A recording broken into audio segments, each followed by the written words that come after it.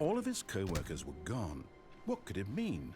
Man, Stanley decided to go to the meeting room. Perhaps he had simply missed a memo.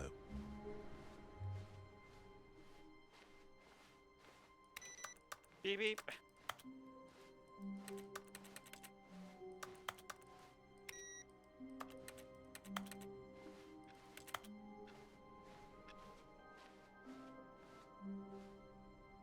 I don't know if I trust this now.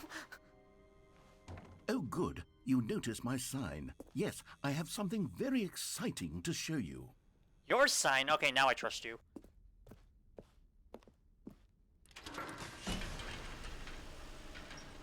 I think.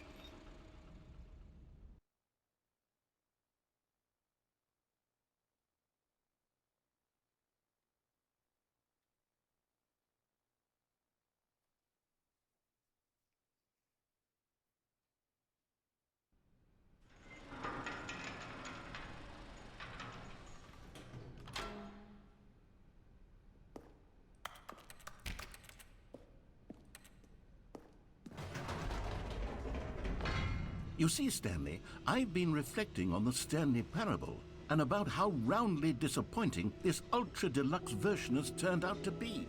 The original Stanley parable was a landmark, and any new content for it should live up to that legacy. So forget this ultra deluxe nonsense. I say we take it one step even further. Which is why I'm very proud to announce for the first time ever, the Stanley Parable 2. Oh my god. Oh my god. Oh my god.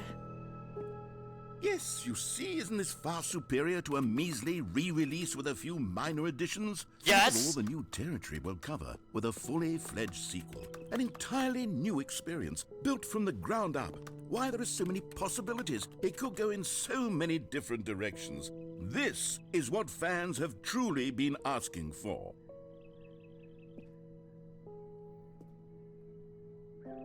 Not wrong.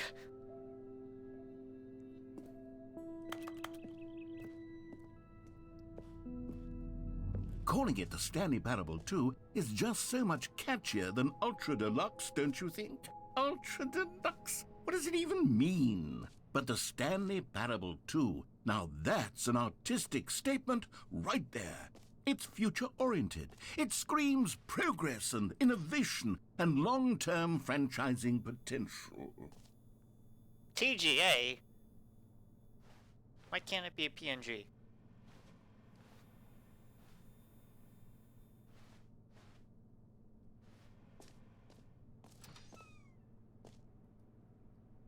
New mug. Part 1. Oh, great.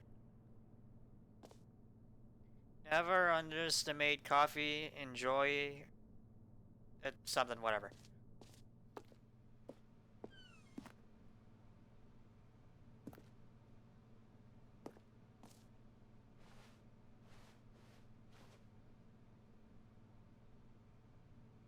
Old plus busted.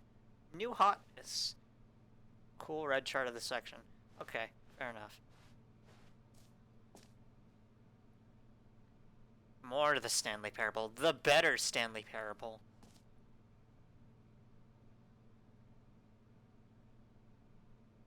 The color red. I mean, yeah, they're not wrong. The color red does stand out right now.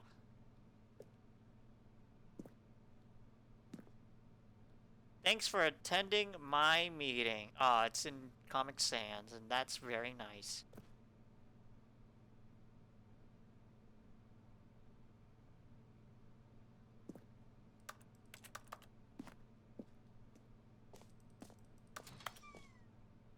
Now, to be clear, I haven't quite nailed down what exactly the Stanley Parable 2 is going to be, but let's take a look at some of the features I've been developing for it. I figure that if I can loosely organize a handful of interesting concepts, that surely the game will sort of naturally spring up around them. It'll all work itself out. Game development is much more of a fuzzy magic than anything scientific or logical, really.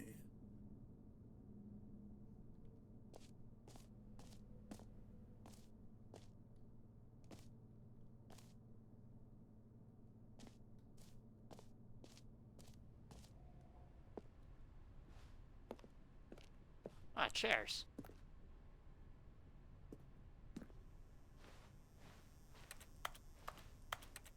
What? I can go through it. Weird.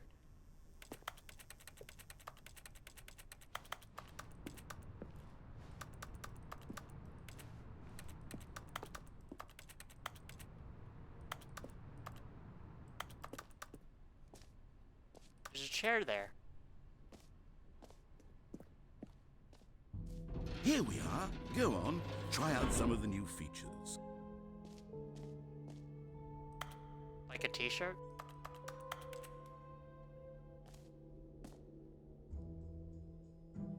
What?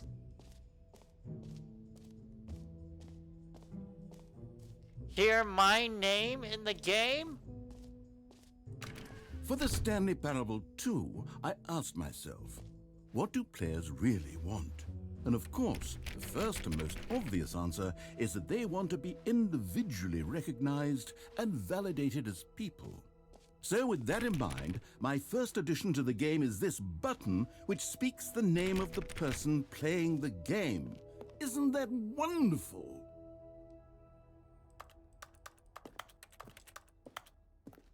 I mean, yeah, that is wonderful. I'm scared. It's so wonderful that I'm scared. Jim. Sorry, I should have clarified. Right now, the button only says the name Jim. But of course, in the final game, this button will say your name, whatever name that is. Here, let's have you role-play as Jim to really simulate the full experience of this feature. Just play along. I promise you'll love it. Okay, here we go. Let's take a deep breath, clear your mind, forget whoever you are, and simply become a person named Jim. I want you to imagine yourself living as Jim, sleeping and waking as Jim, falling in love and being heartbroken as Jim, seizing all of the world's possibilities as Jim, and as Jim watching your dreams crumble into dust. Do you feel it deeply? Are you really, truly Jim right now? If so, then please step forward and press the button. You know, you would think the first name that would do is Stanley, but you know what? Jim. Yes! You see? What a thrill! What a rush! That was you! The button That was me! described I'm... you. Do it again, do it again. Jim. Ooh, it hits even harder the second time. If this were the only new feature in the Stanley Parable 2, it would still be worth the money.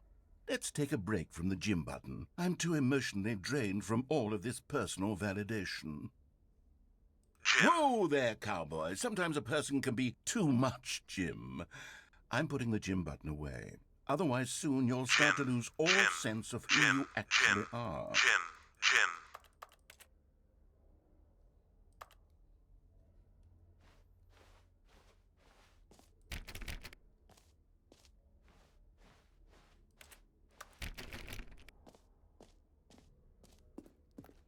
Well, I can't wait to be Jim.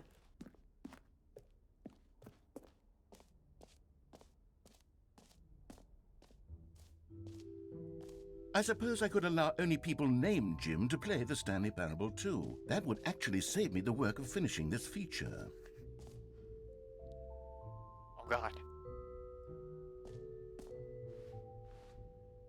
Okay, well, I don't think I want to go there. Ew, that office looks ugly. Red is the new orange.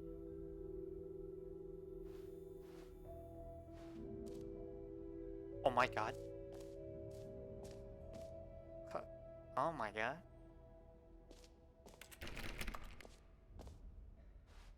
Light.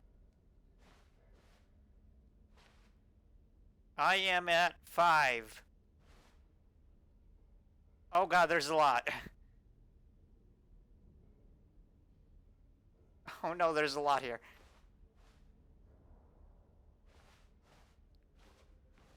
Hold on, wait. What is the exit?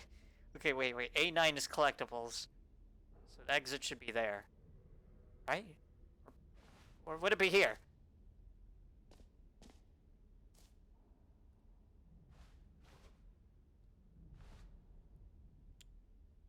Okay, so like, epilogue was just right there. Okay, so E should be there. Okay, so let's not go that way. I think.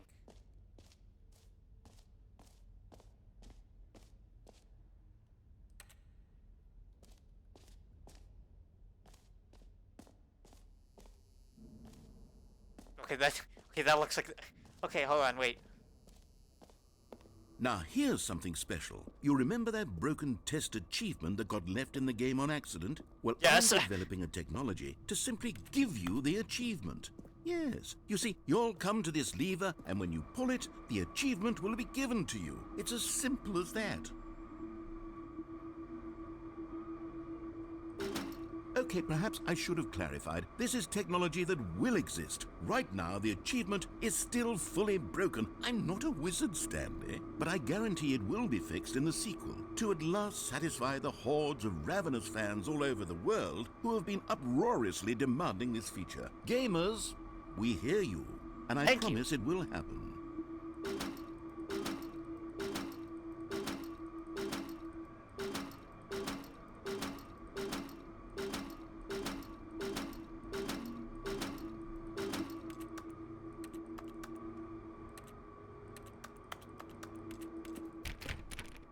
Oh, that was exciting.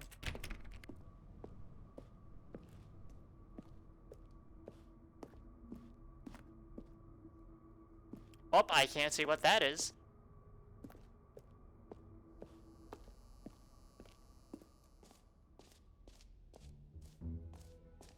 What else? What other exhibits haven't we seen yet?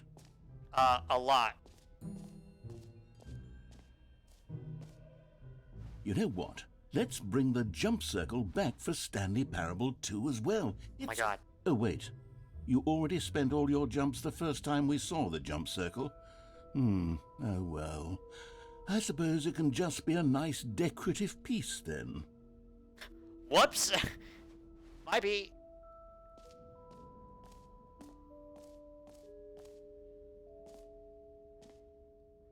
Okay, I'll be honest, I haven't yet decided on this one.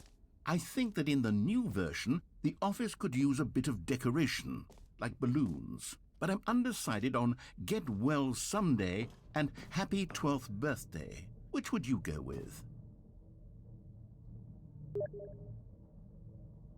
What? Someone watch balloons. You know, sometimes when you solicit another person's opinion, it makes you realize that you knew which one you actually really wanted all Jesus. along. Happy 12th birthday, step-niece, it is. Thank you. Look at that one. Oh, wow, alright. Or actually, maybe I should have gone with... No, I've made my decision, we're moving on. That one balloon is Come stuck. now, you've already made your choice. But that It's one balloon true is that stuck. You chose badly, but we all have to move on from our mistakes. Oh, God. Oh, God, what is happening? Balloon, you're stuck. No. Balloon, get this balloon out of here. Let it be free, kind of. Okay, never mind. I guess it's never gonna be free.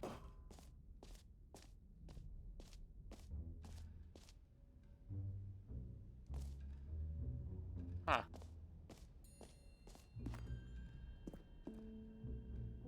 A common complaint of the Stanley Parable was that it was confusing and paradoxical, that it engendered a chaotic sense of reckless despair in those who played it. Well, I'm happy to say that after much consideration, I've engineered a clever solution to this fundamental problem with the game.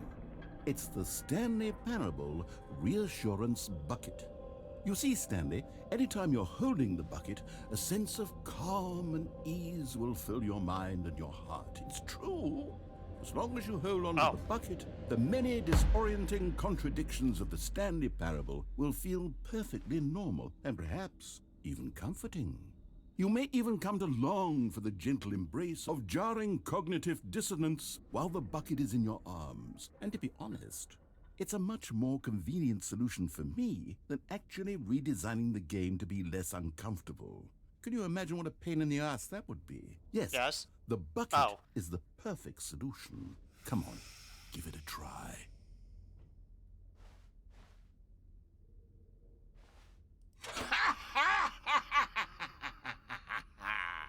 Can you feel it? The glow of comfort, even in the face of crushing despair, must already be sweeping through your body. And in fact, can I say that I do believe the bucket lends you an air of charisma as well? I think that just holding it has made you the slightest bit more attractive as a person. The benefits of the bucket seem to go on, don't they? All this and more await you in the Stanley Parable too. Oh, well, thank God.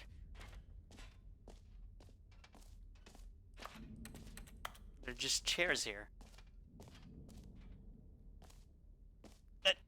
There's a... Oh, freaking, I was like, why can't I not move?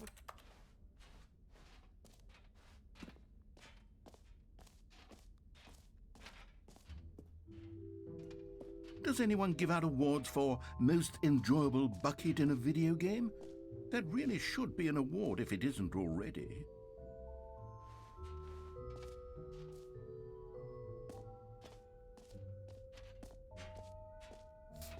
It's still stuck there.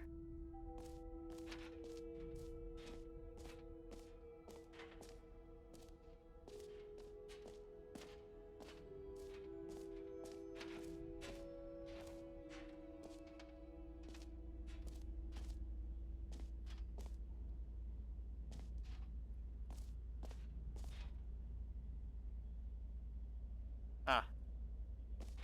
It just keeps going. I love erosion.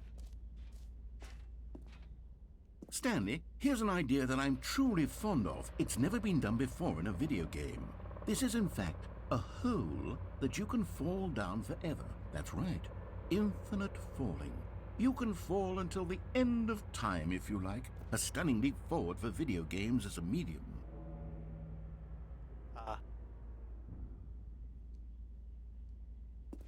Okay. Well, with my trusty bucket, I'm sure we'll be fine.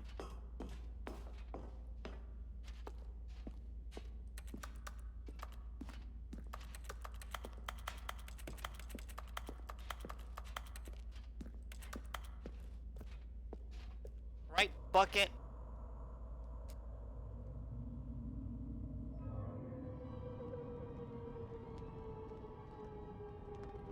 You see, isn't it wonderful? One of my more ingenious concoctions, if I do say so. Now then, since you've gotten to see the infinite hole, you can press the teleport button to pop back up to the top, and we can continue onward. G? What the hell is a G? Now, I don't mean to be a bummer, but I do recommend you use the teleport button to go back to the top. Maybe do it on the sooner rather than later spectrum of things. Wait, why? No, we'll be fine. Okay, like that. Stanley, I don't know quite how to say this tactfully, but it's possible that I slightly exaggerated the infinite nature of the hole. What? Is it a very, very deep hole? To be certain it is. It's an extremely deep hole. I don't want anyone to say that no, it I'm isn't not an gonna say the easy joke. astonishingly deep hole. It is. Is it infinite? Well, that sort of depends on your definition of infinity. From one perspective, the infinite is merely philosophical in nature. It's more of a... Okay, well, good for you. You found the bottom of the hole. You found me out, Stanley. I'm a live cheat and you're so clever. Look, I think the issue here is just that you're unusually fascinated by falling. What normal person actually wants to fall infinitely? I figured the hole was as deep as anyone would actually need. Don't you put this on me. Maybe you're the problem. Look, things got a little heated there. I think we both said some things we didn't mean. Why don't we just put all this behind us and agree to just call the hole mostly infinite? If that works for you, then go ahead and press the teleport button to warp up to the top of the hole and we can move on. I'll just be up here when you're ready. Okay, but what if I need to press the G button now?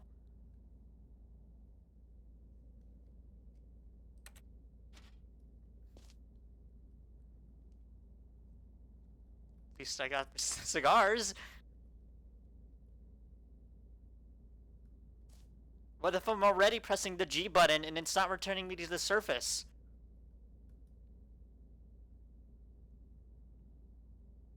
Huh. You know, I never realized that.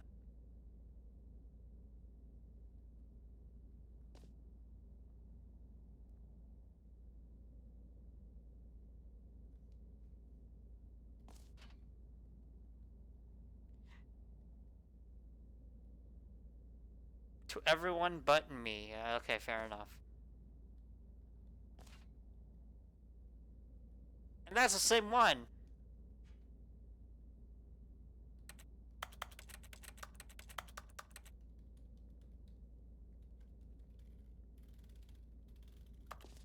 Great. Now, I'm very excited to show you even more of my ideas for the sequel. Oh, for heaven... You see?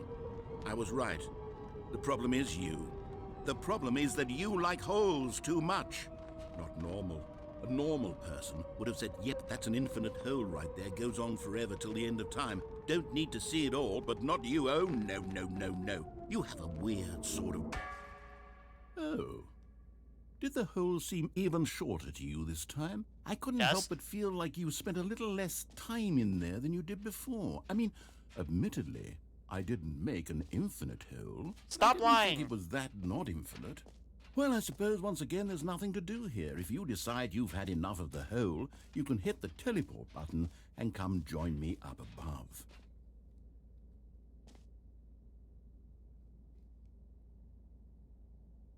Had enough? I'm positively thrilled. I really do have so much more to show you and to talk about, and I've had enough of the hole for a lifetime. But not my lifetime. Gosh, how could I have guessed? You're back in the hole.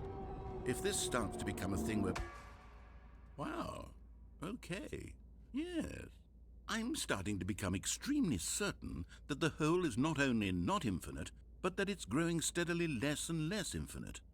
I suspect that I'm starting to hit the point where it's no longer feasible to call the hole infinitely deep, even by Good. the lax overall standards for accountability and marketing. What's going on here? Stanley, I have no explanation for the uncertain nature of the hole's length. Here, let's try something. Let's pop back up to the top, and we'll see if it gets any shorter. Well, there it is. The shame of my lie has come to haunt me. Not only is the hole not infinite, but it's barely even a hole at this point. It's more of a concavity, or even a very aggressive divot. Wow, 2 words I never heard of before. Thank you. How is this still appealing to you? I know you're obsessed with holes, but at this depth, I just can't see this scratching the itch. Oh, who am I to judge? You just do whatever it is you're here to do and hit the teleport button when you're ready to move on.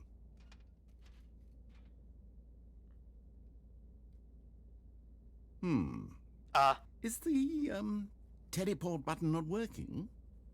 You sure?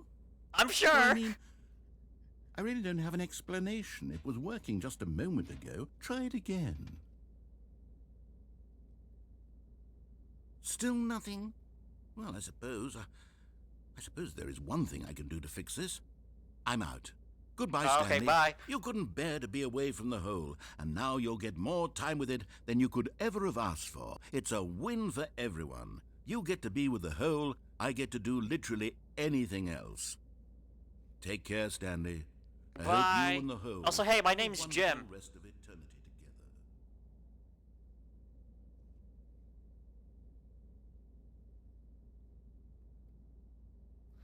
Welp.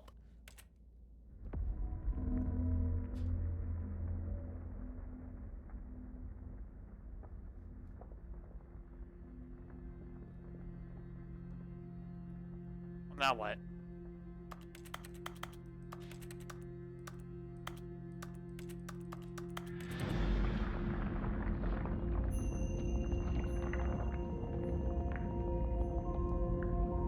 I don't like this anymore. Please help. Please help. Fucking help me! Save me!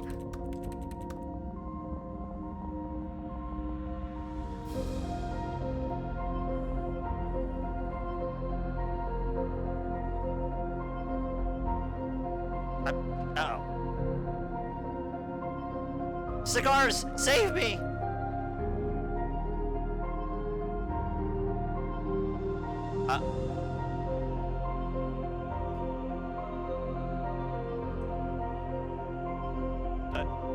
do I want to do this?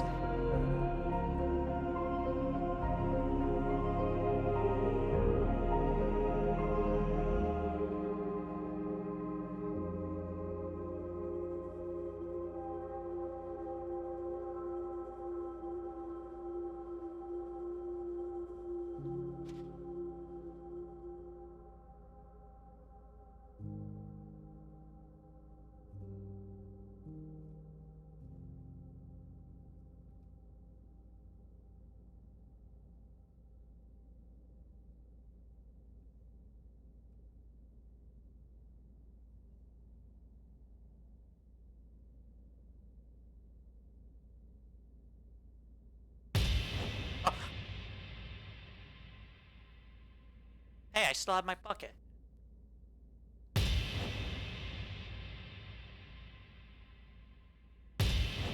Ah! Yeah, that's me? I'm Jim?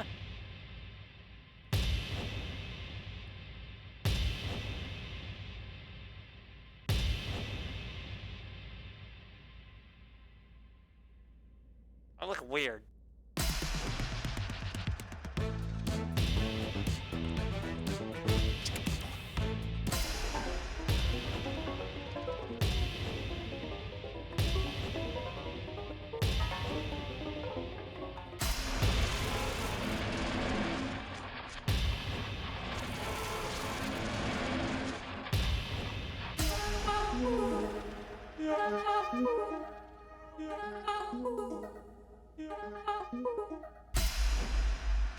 My head's stronger. Now you're no longer using up this space of mine. My head's stronger. Now you're no longer using up this space of mine. My head's stronger. Oh, what a banger.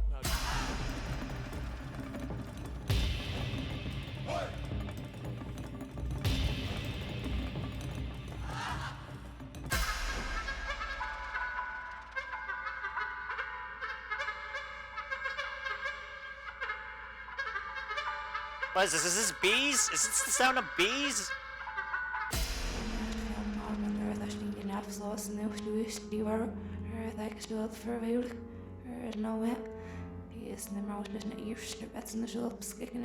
Okay, okay, YouTube, reverse this audio.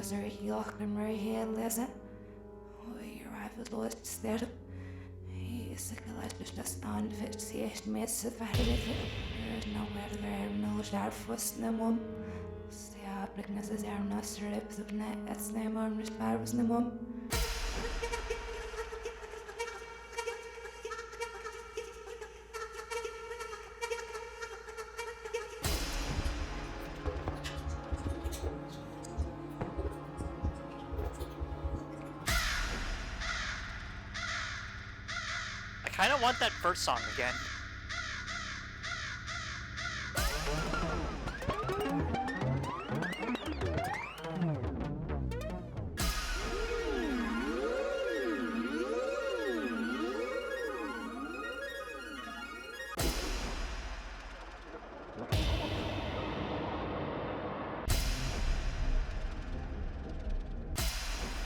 No, give me to the first song.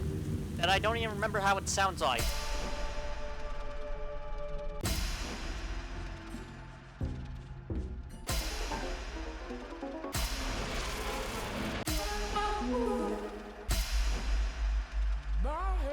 Okay, okay, I think we're looping now.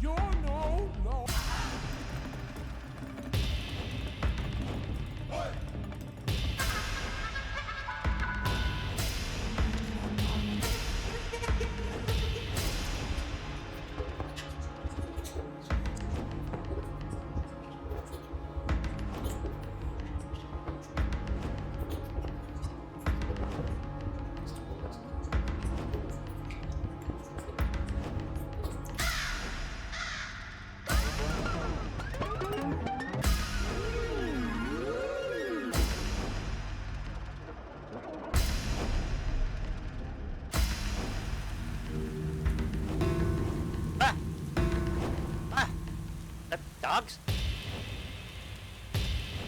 Nice. Ah. Ah. Ah. Oh, hey, that looks nice, actually. Ah. AVGN?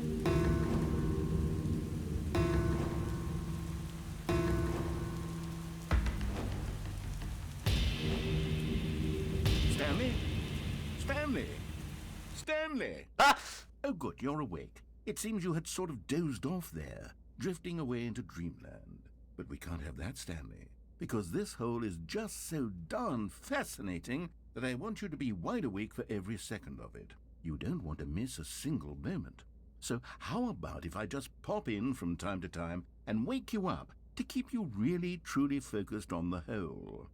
From the looks of things, you and I will have many, many years here in this hole, and I'm looking forward to all of them. Stay alert, Stanley. I'll be back. No, wait! Save me!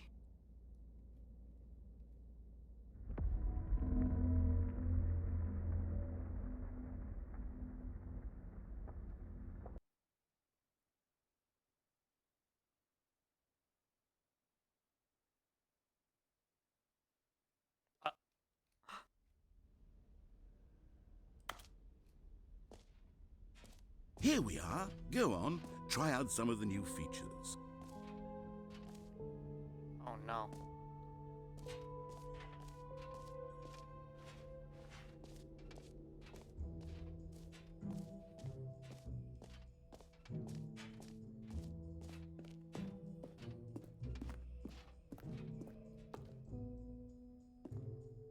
Darn, it's still not there anymore. No. No.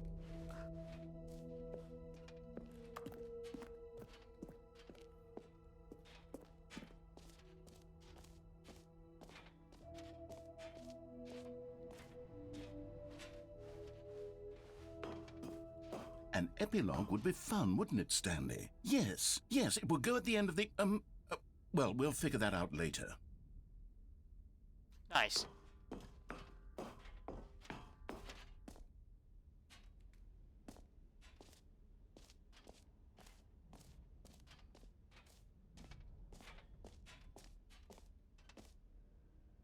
Oh, they changed it. Now it's mostly infinite.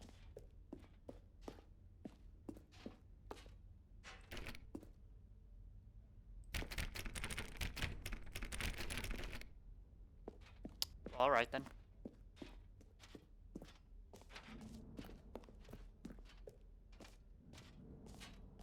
Is the balloon still here?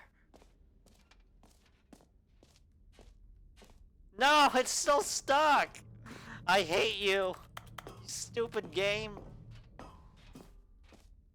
How dare you make it stuck?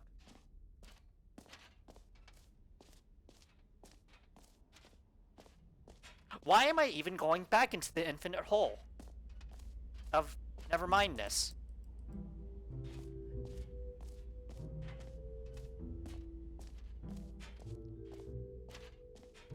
Never mind. I will not be going to the hole. I am sorry. Let's see.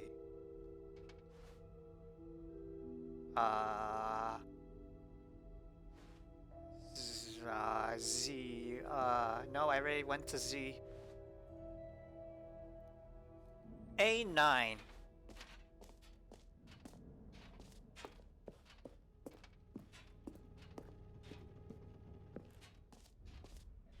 Ah, collectibles. Now it's a real video game. In the Stanley Parable 2, you'll run around gathering up these miniature Stanley figurines. And what's truly innovative is that there will be no reward for collecting all of them. I don't want to stifle the intrinsic joy of watching a number go up. You simply collect all of them, and then you move the hell on with your unremarkable life. Ah, thank you.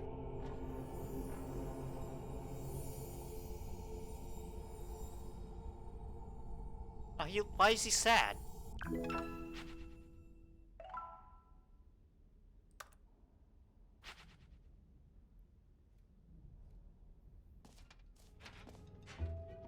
can't wait to never find another one again.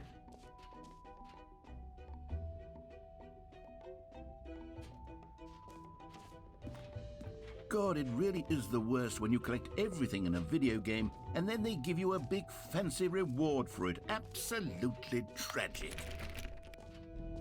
Is it now?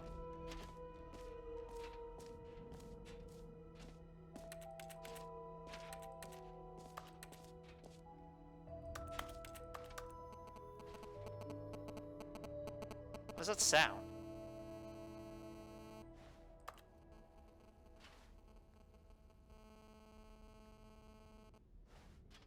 Ah, Jesus!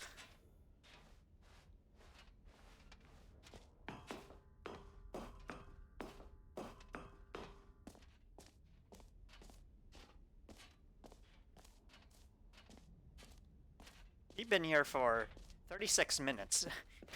Oops. And most of it was because of the hole.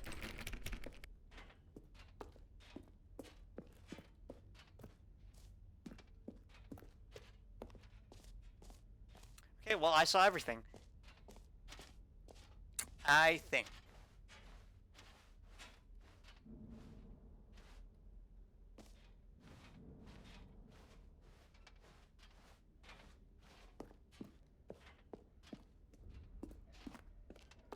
What is that?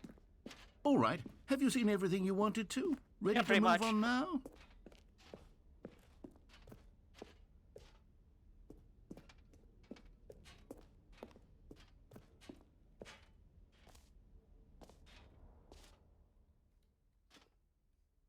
So, Stanley, what do you think?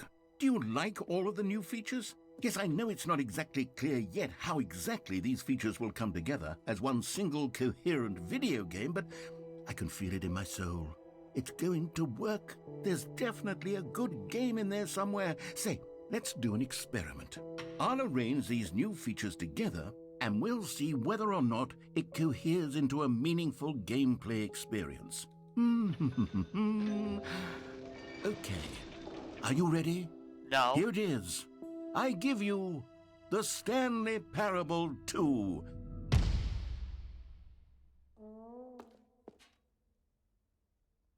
I mean, there's potential here, right? It's sort of... Okay, never mind. Hold on. Let me do a different arrangement. Okay, yes, this is much better. I feel good about this. Here we go. Version 2. Who am I kidding, Stanley? This isn't a coherent video game at all. It's a lot of gags. And I do very much enjoy creating gags, but they don't add up to anything. I wanted more than anything to create a sequel that would capture all the magic of the first game. I wanted fans to love it. No matter how good these gags are, they won't stand on their own. They would need the structure and the gameplay of the original. Wait, maybe that's it. I can take the original Stanley Parable and simply, well, insert a few of my new features into it. Tastefully, of course. With respect. With care for the vision and integrity of the original game. Would it possibly work? I suppose it could. But it would need a really, really tremendous title screen. A title screen that says with bold and uncompromising conviction, "This is the Stanley Parable 2." Let me see if I can whip something up. All right, perfect. Wow, that Go quick? ahead. Take a look.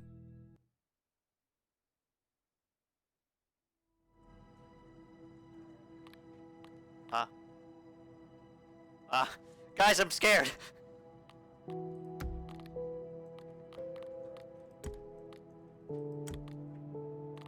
Oh, now you remember my full resolution is...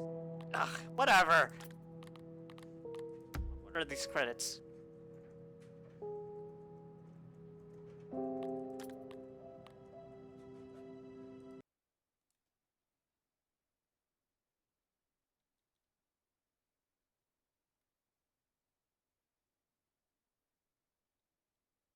This is the story of a man named Stanley. Stanley worked for a company in a big building Oh God, the where he balloons. was employee number 427. Employee number 427's job was simple. He sat at his desk in room 427 and he pushed buttons on a keyboard. Orders came to him through a monitor on his desk, telling him what buttons to push, how long to push them, and in what order. This is what employee 427 did every day of every month of every year. And although others might have considered it soul-rending, Stanley relished every moment that the orders came in, as though he had been made exactly for this job. And Stanley was happy. And then one day, something very peculiar happened. Something that would forever change Stanley. Something he would never quite forget. He had been at his desk for nearly an hour when he nice realized that not one single order had arrived on the monitor for him to follow. No one had showed up to give him instructions, call a meeting, or even say, why'd it have to "Hi." be that balloon? Never in all his years at the company had this happened. This complete isolation. Something was very clearly wrong. Shocked, frozen solid, Stanley found himself unable to move for the longest time. But as he came to his wits and regained his senses, he got up from his desk and stepped out of his office. All of his co-workers were gone. What could it mean? Stanley decided to go to the Why? meeting room. Perhaps he had simply missed a memo. Boo.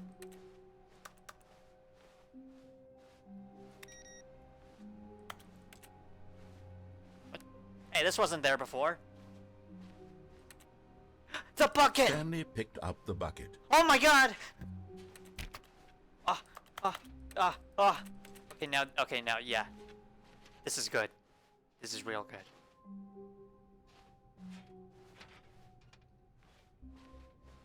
Stanley clutched the bucket tightly to his chest and entered the door on his left. I will do that.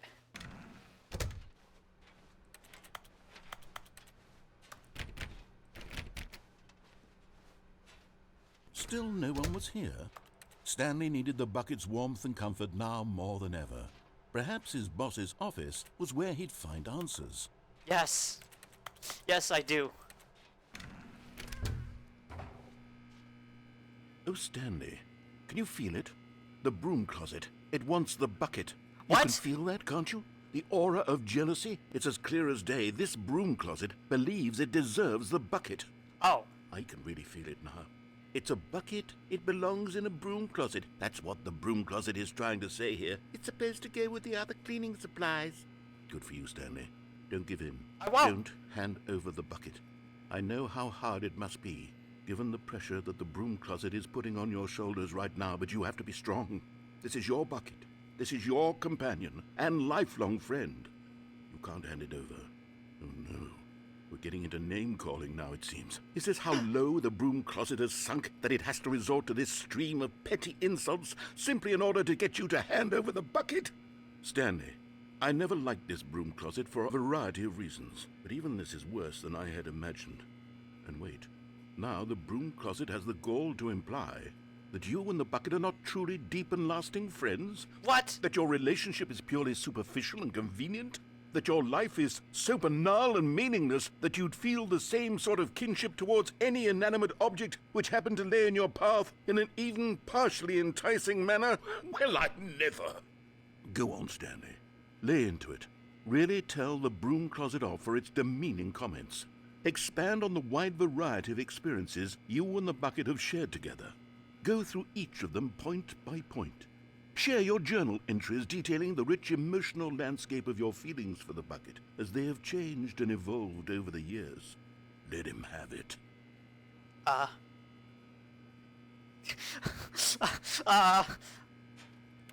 Fuck you, broom closet. Okay, I've got you something which I think will help settle this debate once and for all. Here we go. Ah! There. Now it's settled. No more debate, no more discussion. Take a hike, broom closet, with all your meandering philosophical diatribes about the nature of cleaning supplies and their relationship to broom closets in the natural order of things. Yeah. Fuck you. All right, I've got a second sticker back here, and I'm going to slap it on as well because I think it's appropriate. You see? I feel that it works because the sticker is also a bucket. That way, if you're ever unsure whether the thing you're holding is a bucket or not, you can look down at this sticker and say to yourself, "Ah, it's a bucket." There really is a wide variety of applications for this sticker.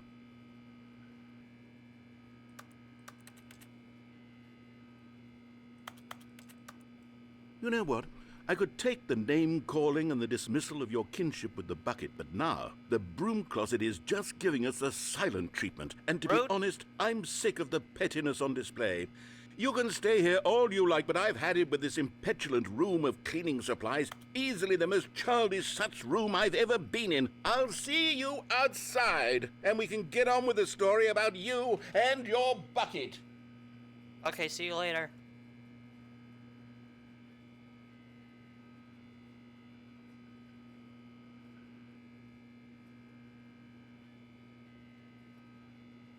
Oh, right, I'm supposed to play the game.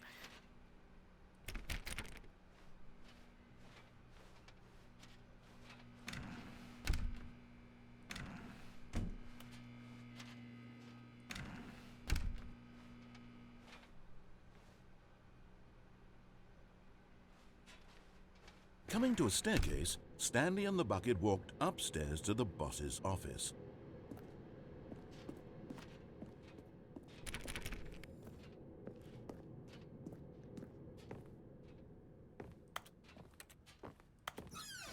Ah, man, why do doors have to...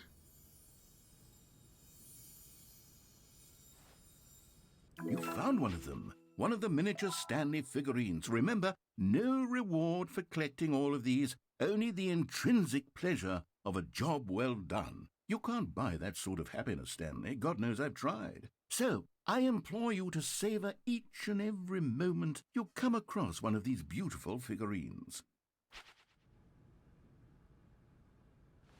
No, I can't even tell which ending I'm going to anymore.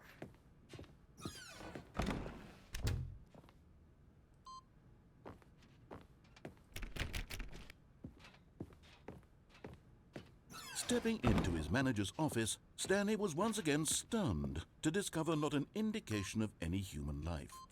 Crushed by the weight of this revelation, but Stanley guessed the correct code by sheer luck. Was it that the bucket knew all along? Was the bucket guiding him? Yes, this is certainly the most logical explanation. Thank you, Bucket. No way. Another miniature Stanley figurine. This, you know, there really must be a snappier name for these things. What about mini-stands? Stanley No, don't call it that. What about Stanlerines? Yes, I think I like that. Another Stanlerine under your belt. Alright, $10 says I'm gonna miss one of them. And I'm gonna be super sad.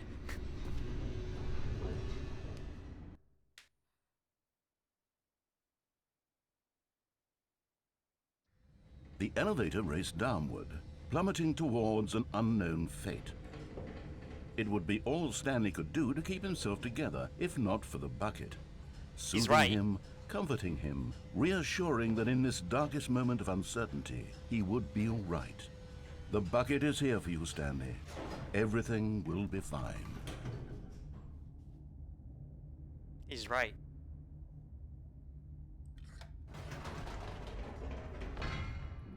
Wait, Stanley said to the bucket. Can we go back up? When I was pressing those keypad buttons, there was something very intriguing about the number 3. I want to go back so I can try pressing the number 3 again. The bucket said nothing. Bucket, no!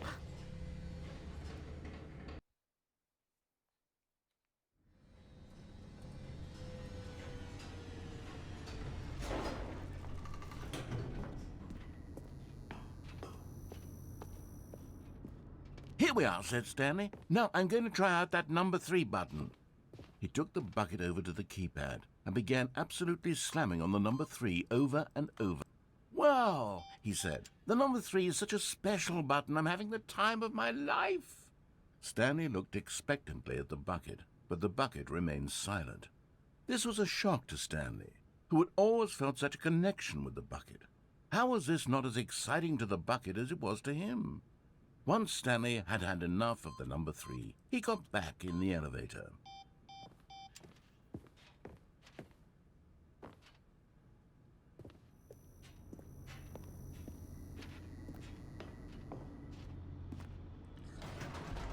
Perhaps the bucket had missed something. Perhaps it had not seen how much joy Stanley got from slamming the number 3 repeatedly. Am I really gonna do this ending again?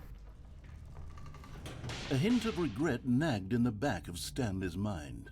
Should he demonstrate the number 3 for the bucket again? Yes. No, said Stanley no, to the bucket. wait. You can't go on yet. Not till you understand how much the number 3 means to me. You and I have been through so much together, and I just want you to see what I see. Feel the happiness I feel. He smiled at the bucket, and the bucket said nothing.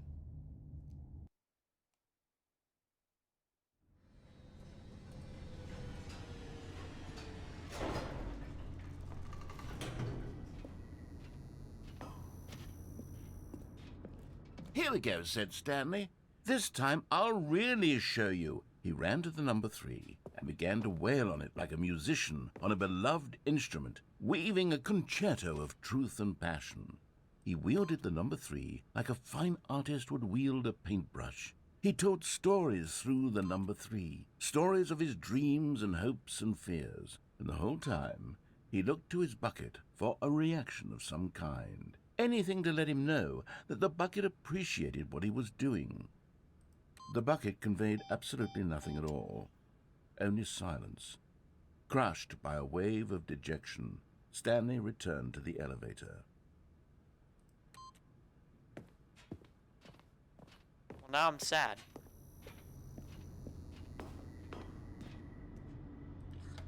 Stanley and the bucket were so close. They'd always been there for one another. Why suddenly could the bucket not connect with this passion of Stanley's? The question caused Stanley to ruminate the whole way down the elevator.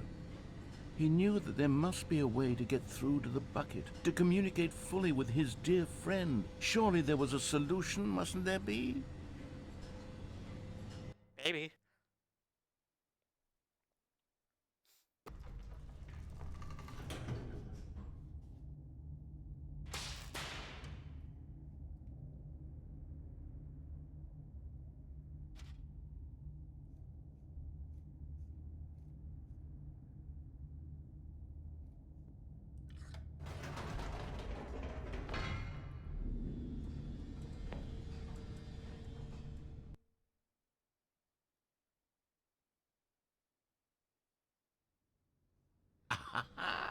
Said Stanley. I know what to do. I know how to fully express this feeling in my heart. He decided right then and there that he would hold a press conference where he would speak to the public on all matters relating to pressing the number 3 over and over. He would elaborate fully on what the number 3 meant to him and why he felt so alive when pressing it. Then the bucket would be able to see his joy through the eyes of others. It would get to see the world react to this discovery of Stanley's. And it would be through the public eye that the bucket would finally understand Oh my Stanley's god, we're work. actually doing this ending again. You gotta be kidding me. For months, he advertised and marketed his press conference, building excitement around it, developing and rehearsing it, until it couldn't be refined a single measure further. When the big day arrived, Stanley was as prepared as he'd ever been for anything in his life.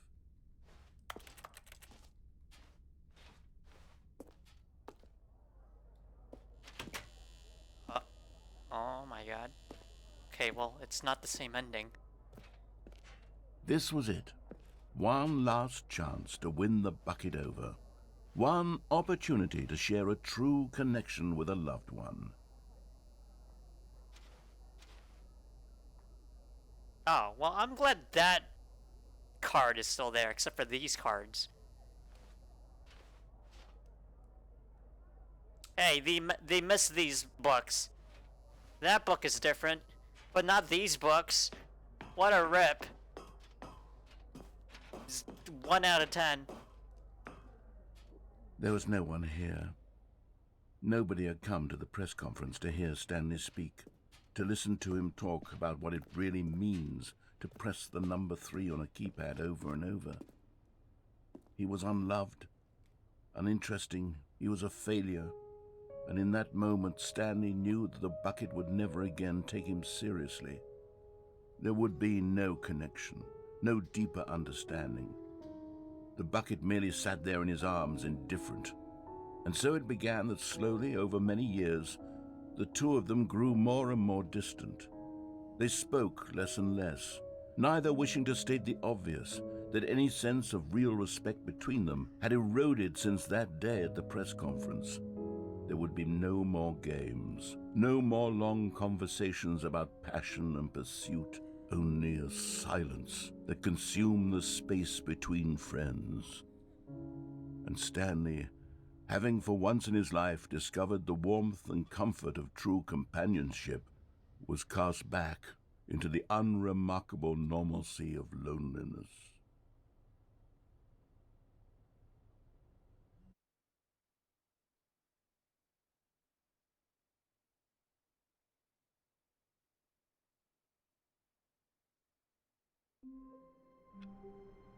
What? Bucket? All of his co-workers were gone. What could it mean? Stanley decided to go to the meeting room. Perhaps he had simply missed a memo. No matter how hard Stanley looked, he couldn't find a trace of his co-workers. I don't remember this.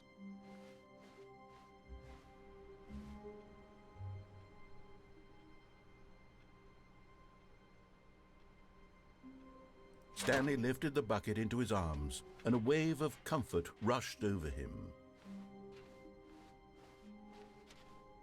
Stanley clutched the bucket tightly to his chest and entered the door on his left.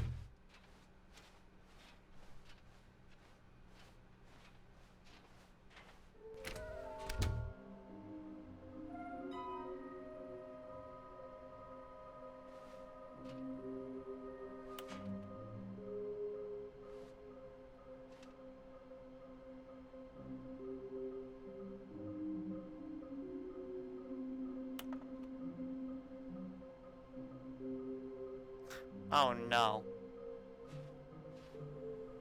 Oh no.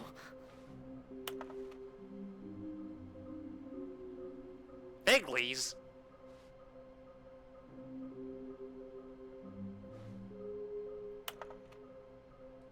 Oh, thank you.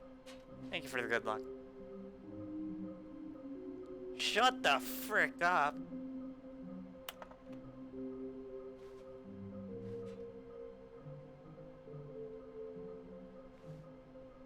Why floating magnets? Dreams are heartily success.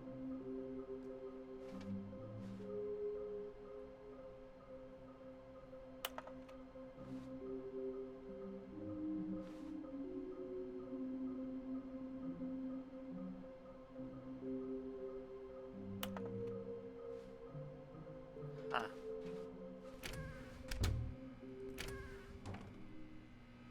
Stanley, we must move on from this broom closet, simply because I have no remaining stickers. If I did, you can guarantee we'd be in here for hours. But alas, no stickers. Oh. Are you sure?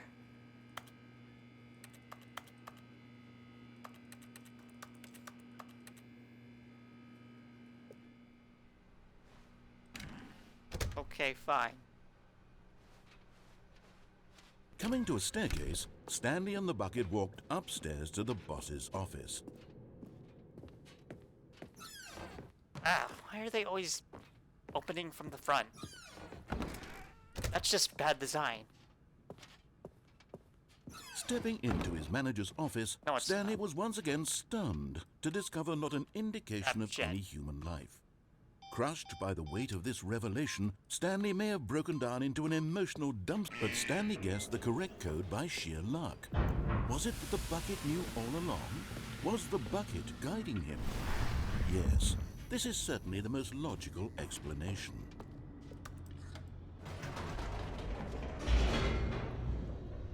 we're gonna speed run. Except I kind of failed the speed run, so I'm not gonna get the speed running achievement, and that's fantastic.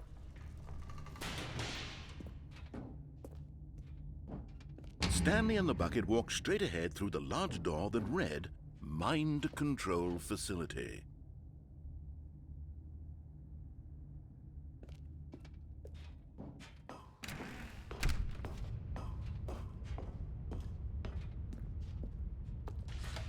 The lights rose on an enormous room packed with television screens.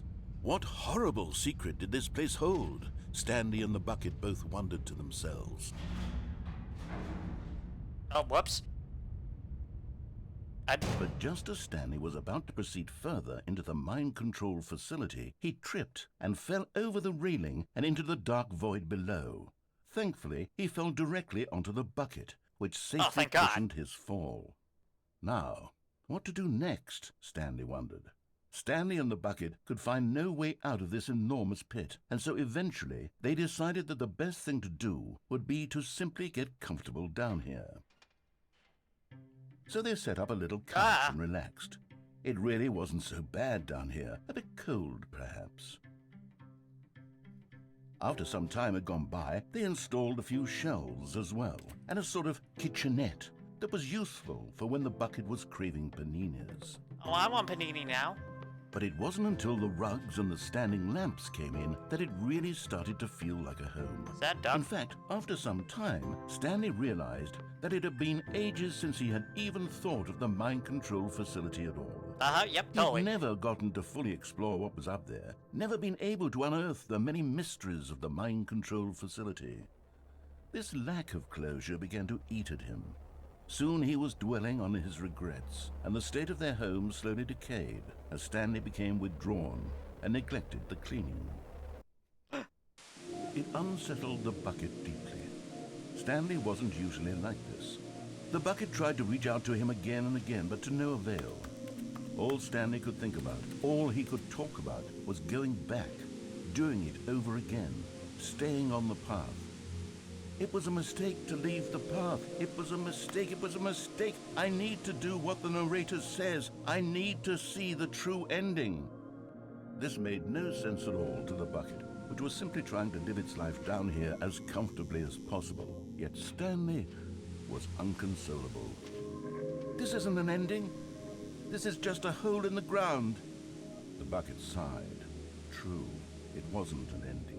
But it's where we happen to be. And maybe, possibly, if we accept the reality of things, maybe this will become an ending eventually. It's what the bucket was counting on.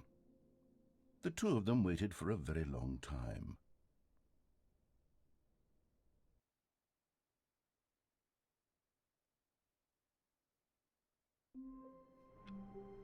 Until what?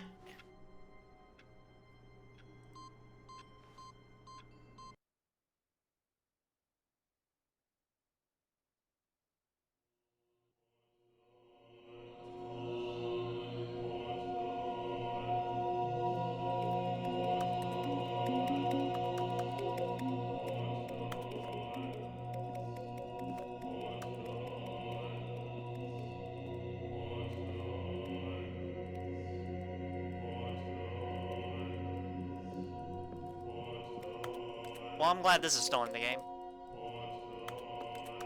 Oh, wait, they're going back.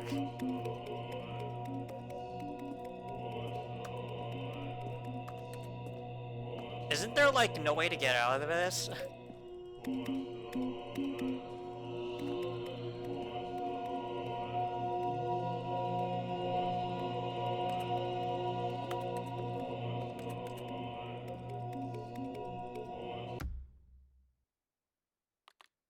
Yeah, let's just, boop, boop.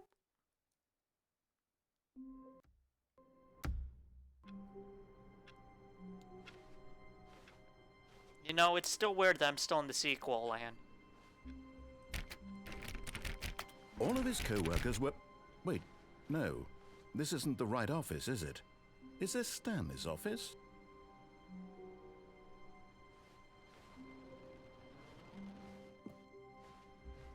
The confusion and the chaos all seemed to melt away as Stanley embraced the bucket. He's right, you know. Oh, please. Are you really just doing this for the achievement? Click a door 5 times. Is that all that you think an achievement is worth? No. I can't just give these merits away for such little effort. A measly 5 clicks. Now suppose you were to click the door 20 times. I would say that's the kind of effort that warrants recognition. I have to say I'm still not feeling the satisfaction of witnessing true effort for a noble cause. Perhaps 50 clicks will do it. Yes, almost certainly 50 clicks.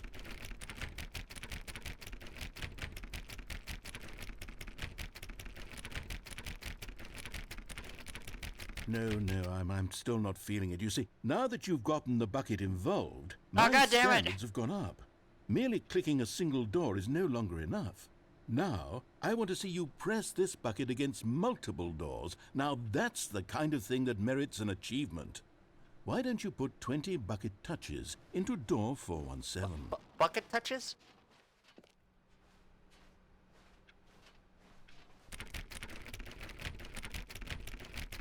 Okay, great. Now, go touch the bucket on door 437 a few times. Yes, now we're getting somewhere. How about door 415? Give it some bucket love. Oh, he said that so suggestively. Now back to door number 437.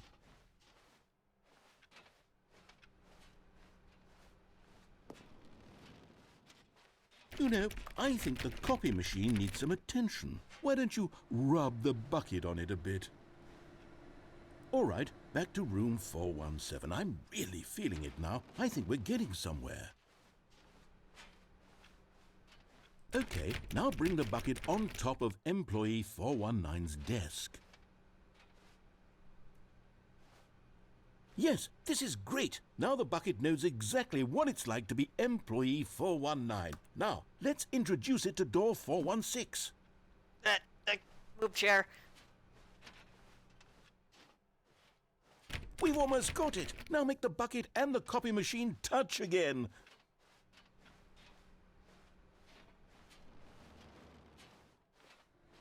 Finish it off, Stanley. 5 touches of the bucket on door 430.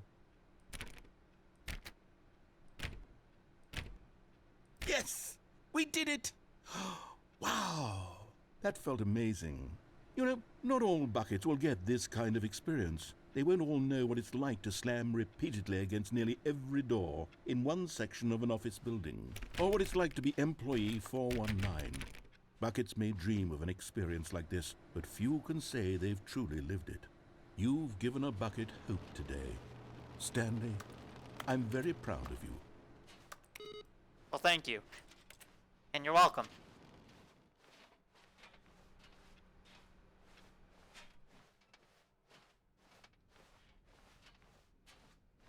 Stanley clutched the bucket tightly to his chest and entered the door on his left.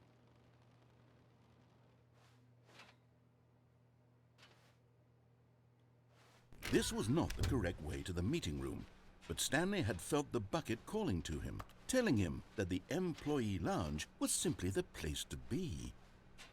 Correct. And here it was. Had the bucket turned out to be correct? Was this better than the meeting room? Yes, Stanley thought to himself. Yes, perhaps it truly was. How insightful the bucket turned out to be.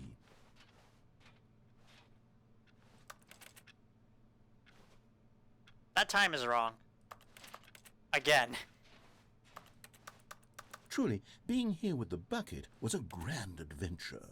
Stanley reflected on all they'd been through together. First, walking through the door on the right. Then walking to the lounge. Then arriving at the lounge. What a thrilling journey the bucket had inspired.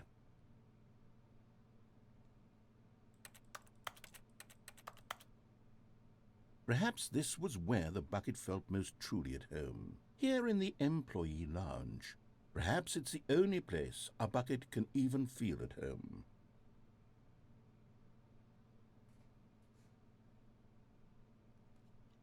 Is it?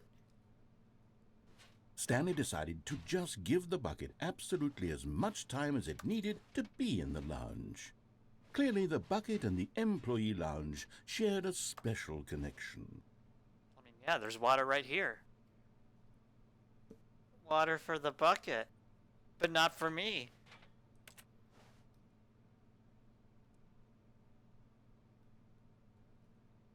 What does this one say? Who farted? All right. Wait, I want to see what that one says. I cannot read. Oh, wait, hold on. Hold on, if I can get up this table. Oh, it's I Hate Mondays. Okay, we're done. But finally, the bucket was done being in the lounge, and they took the first open door on their left to get back to business.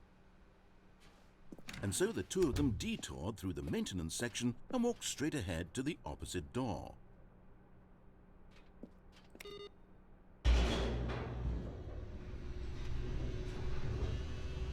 Not anymore. Oh, good, Stanley. I'm glad you found your way here. I knew you'd find this place eventually. That baby scared me. You see, your friends and I are concerned for you, Stanley. We've come together here because we care about you very much. It's this bucket you're carrying around everywhere. The bucket isn't even from the original Stanley Parable. It's just sequel content. We're the ones that matter, Stanley. Classic characters from the first game, like the Adventure Line and the Broom Closet. Because that's what fans want from a sequel. They want more of their favorite jokes, not this bucket that they've never seen before. Yes, I know I'm the one who gave you the bucket, but you're spending too much time with it. Don't you want another story involving the Adventure Line? We could make the Adventure Line go somewhere new. Yes, yes, that's what the fans want. Let's do it. I never even met the Adventure Line before. Crazies. Whee! Look at that wacky line. Who knows where it'll go off to next? Oh, and it played some silly music as well. Oh, God.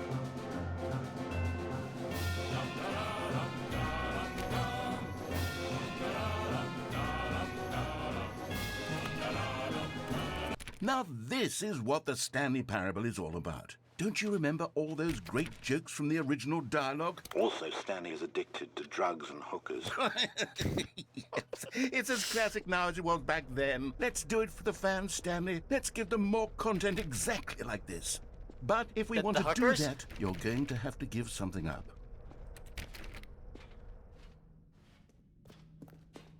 Yeah, I'll give up the hookers.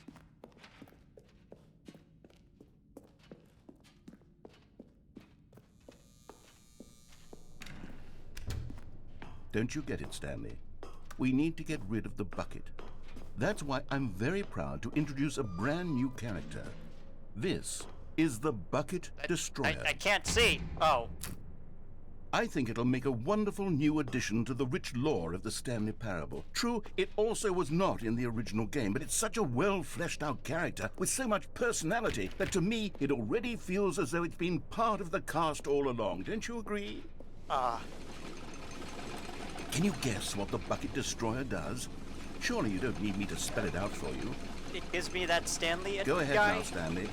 Say goodbye to the bucket, and then pop it into the machine when you're ready.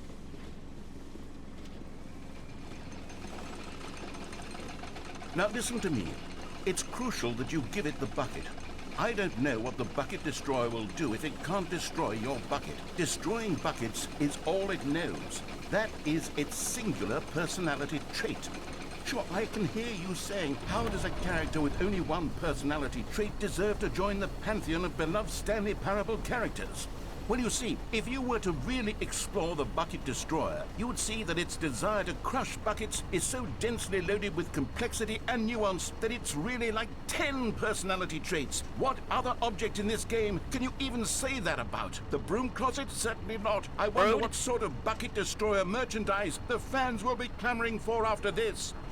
Okay, the bucket destroyer is getting very upset now. You'll have to hurry and feed it. We can't get back to the classic Stanley Parable characters like the Adventure Line or the bucket destroyer until you crush that damn bucket. Quickly now that's now. rude. The fans are waiting. Do it, the fans, Stanley. Give the fans what they want. Hurry and... You said a naughty word, so I didn't do it.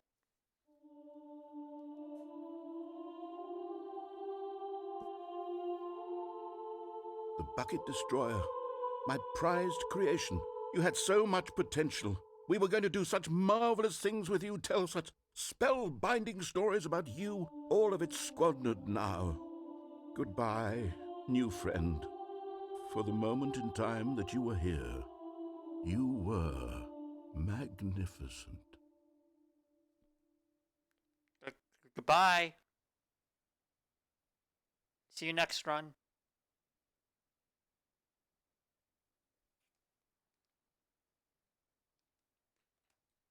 Rats, I wanted to play Minecraft.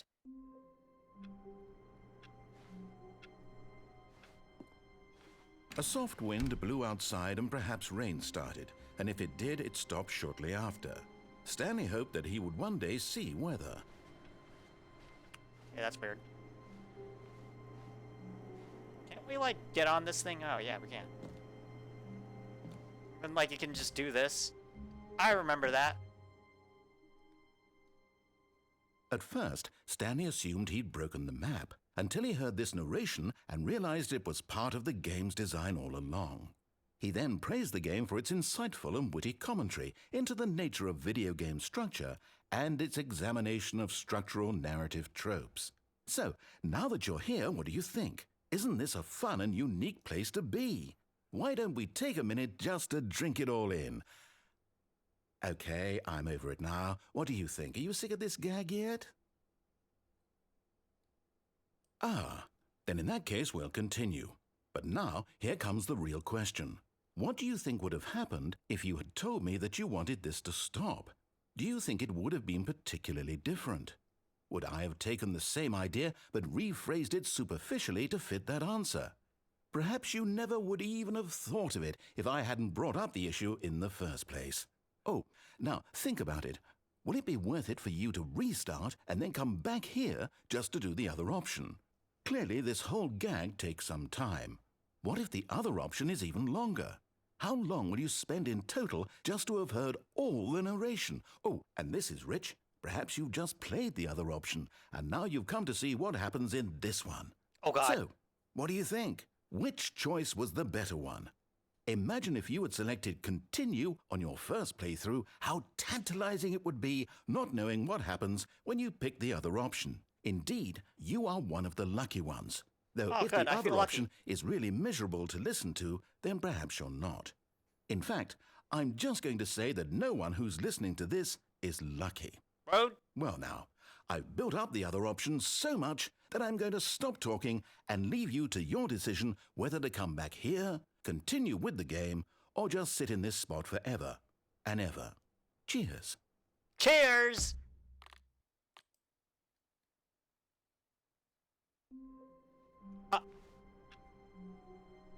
All of his co-workers were gone. What could it mean? Stanley decided to go to the meet. Warmth spread through Stanley's arms. With the bucket in his arms again, he was home.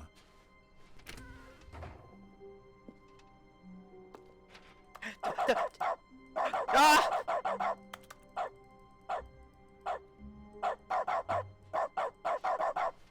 Stanley pressed the bucket upon every little thing in the office.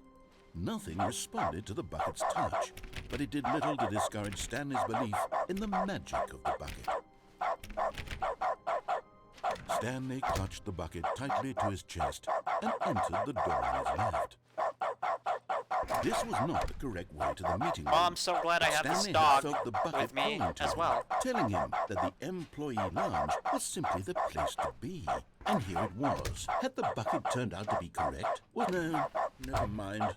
The bucket was wrong. Stanley took the door on his left to go back, and so the two of them detoured. Fine, through I'll a destroy the one-small section bucket if it'll and make you went straight happy. ahead to the opposite door. But I'm keeping the dog. Oh, good Stanley. I'm glad you found your way here. I knew you'd find this place eventually. You see, your friends and I are concerned for you, Stanley. We've come together here because we care about you very much. It's this bucket you're carrying around everywhere. The bucket isn't even from the original Stanley Parable. It's just sequel content. We're the ones that matter, Stanley. Classic characters from the first game, like the Adventure Line and the Broom Closet. Because this that's stuff. what fans want from a sequel. They want more of their favorite jokes, not this bucket that they've never seen before. Yes, I know I'm the one who gave you the bucket, but you're spending too much time with it. Don't you want another story involving the Adventure Line? We could make the Adventure Line go somewhere new. Yes, that's what...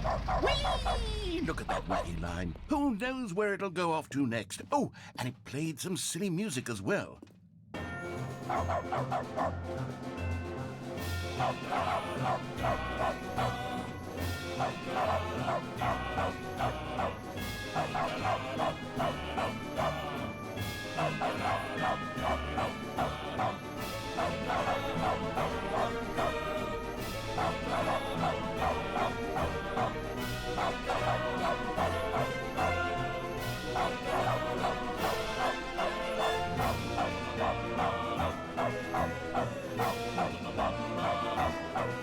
Now this is what the Stanley Parable is all about. Don't you remember all those great jokes from the original dialogue? Also, Stanley is addicted to drugs and hookers. It's as classic now as it was back then. Let's do it for the fans, Stanley. Let's give them more content exactly like this. But if we want to do that, you're going to have to give something. Don't you get it, Stanley? We need to get rid of the bucket. That's why I'm very proud to introduce a brand new character. This is the Bucket Destroyer. Boom. I think it'll make a wonderful new addition to the rich lore of the Stanley Parable. True, it also was not in the original game, but it's such a well-fleshed-out character with so much personality that to me it already feels as though it's been part of the cast all along. Don't you agree? Can you guess what the Bucket Destroyer does? Surely you don't need me to spell it out for you. Go ahead now, Stanley.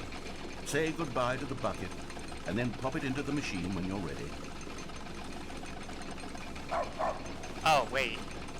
Is it? Now listen to me. Come on! It's crucial that you I thought give it it was the actually... bucket. No! I don't know what the I've Bucket been Destroyer deceived! will do if it can't I've been destroy your deceived by bucket. the bucket! Destroying buckets is all it knows. That is its singular personality trait. Sure, I can hear you saying, how does a character with only one personality trait deserve to join the pantheon of beloved Stanley Parable characters? I cannot get Well, rid of it! if you were to really explore the Bucket Destroyer, you would see that its desire to crush buckets is so densely loaded with complexity and nuance that it's really like 10 personality traits. What other object in this game can you even say that about? The Broom Closet? Certainly not. I wonder what sort of Bucket Destroyer merchandise the fans will be clamoring for after this. Okay, the Bucket Destroyer is getting very upset now. You'll have to hurry and feed it. We can't get back to the classic Stanley Parable characters like the Adventure Line or the Bucket Destroyer until you crush that damn bucket. Quickly now, the fans are waiting. Do it, the fans, Stanley. Give the fans what they want. Hurry and...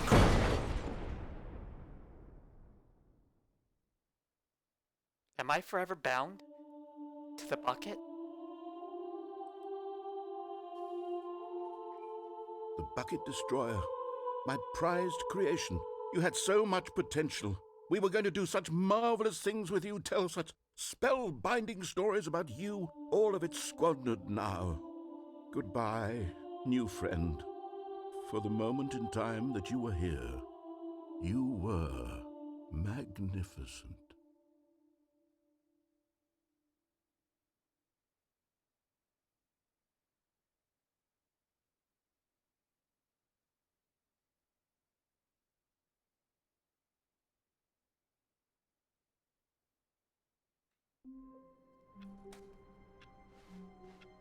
All of his co-workers were gone. What could it mean? Stanley decided to go to the meeting room. Perhaps he had simply missed a memo. Stanley picked up the bucket and smiled. He'd never be alone again, not truly alone. Stanley clung the bucket to his cheek. Could his co-workers really all be gone? No. Yes, whispered the bucket into Stanley's Or ear. yes, I guess. Damn it! We've escaped from that dull office and that pesky narrator. At last, out here in the white void, we are alone. Now, and for the first time, I can reveal to you my true self.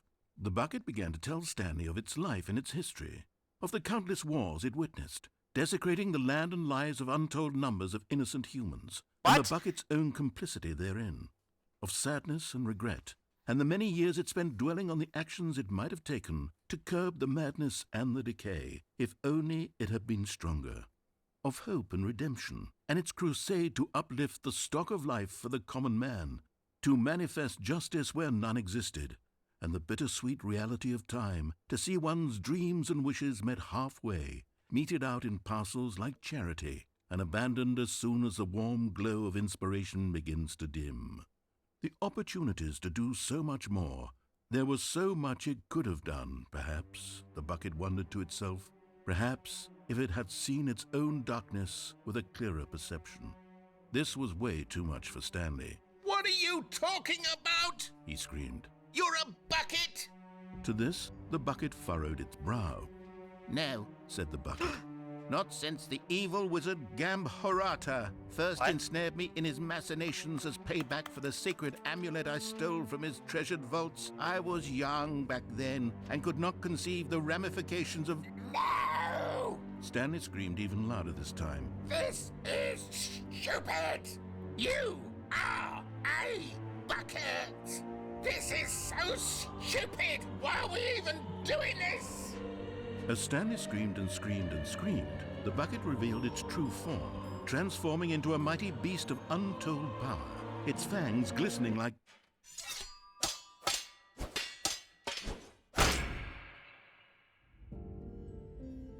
My God, Stanley, you did it. You saved us from the bucket. Thank God you already had all 12 emblems of sages and knew the incantations to summon their true power. Otherwise, Okay. we would have easily been overwhelmed by the bucket's power. I'm speechless. You've demonstrated such bravery here today. Come, let's restart the game, and we'll agree to never again go trifling with this bucket, nor the dark magic cast away inside of it.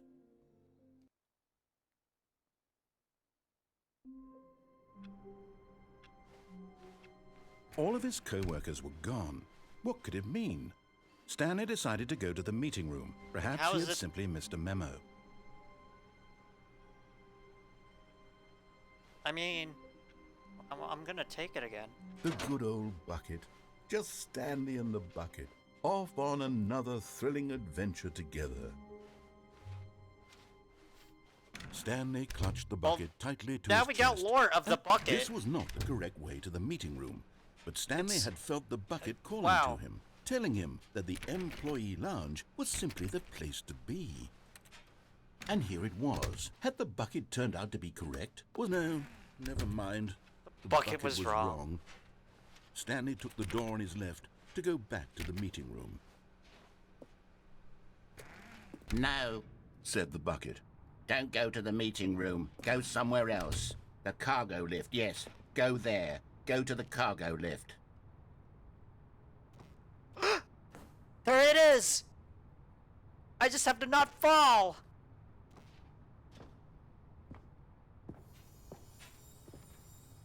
Okay, I'm going back to the name of these little Stanley figurines, and now I'm torn between Stanlerines and Figlies. What do you think, Stanley? Stanlerines! What name better encapsulates the intrinsic sense of happiness that you get from seeing a small number in the corner of your screen go up by 1? Let me sit on it. I'm sure it will come to me. Totally Stanlerines. Figley sounds gross and sounds like a french fry or something. Also, I don't remember this being in the game. Of the first one.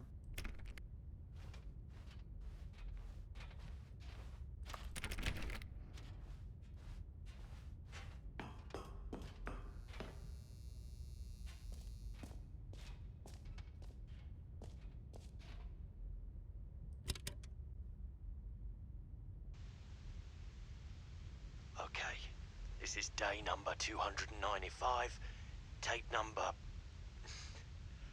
I don't even know. I've lost track. Nothing feels real anymore. The longer I study this bucket, the less sense anything makes. The sheer euphoria I feel every time I pick it up. No matter how many times I've done it, it's always the same feeling. And the emptiness in my chest when I set it down, it doesn't make sense. There's no explanation for it. I still haven't figured out why I see the world so differently when this bucket is in my arms. Why everything feels so... What do I do with this treasure? I can monetize it. Yes. It's unthinkable the amounts of money people will pay for even just an hour with the bucket. This is my golden ticket. But I have to be careful, because as soon as this gets out, there's going to be a target on my back. Even now, I don't know who might be trying to get...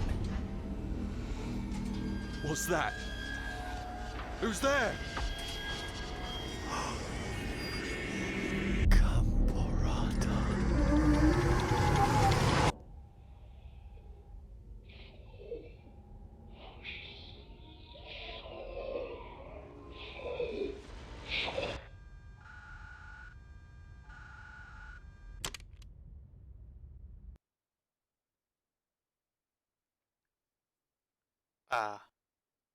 This bucket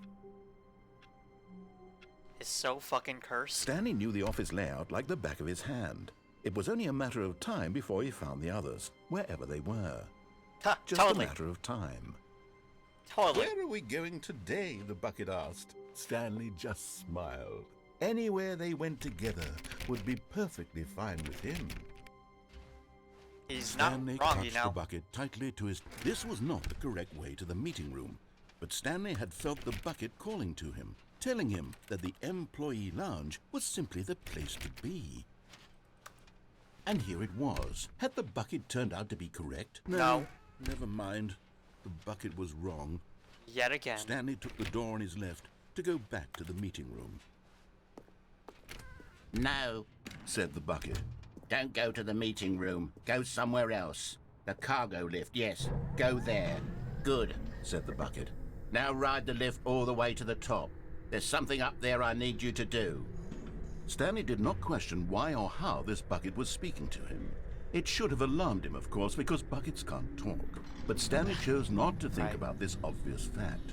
He was firmly convinced that the bucket had spoken to him, and he unthinkingly did whatever the bucket asked. Except I won't. Dummy. Dummy bucket. I'm on to your tricks, bucket. I don't trust you anymore.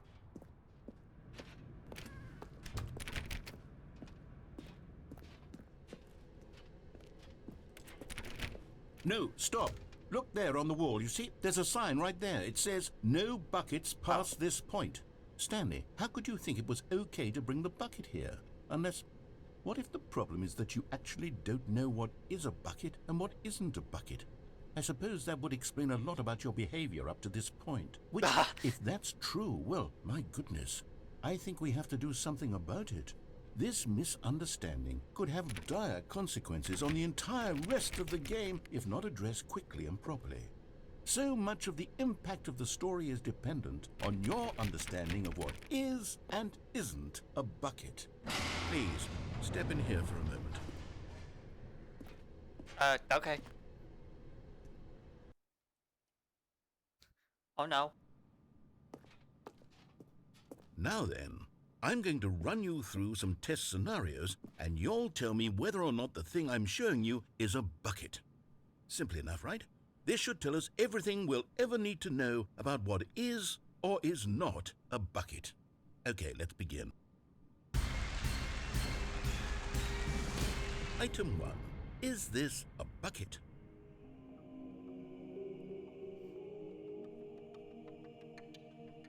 I want out.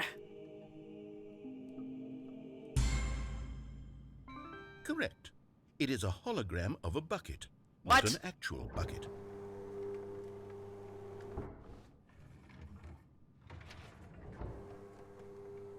Item 2. Is this a bucket?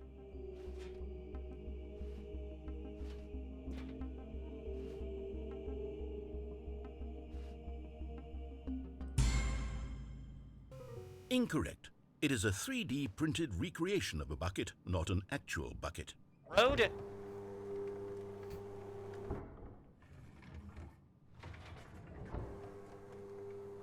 Item 3. Is this a bucket? Bucket, what do you think?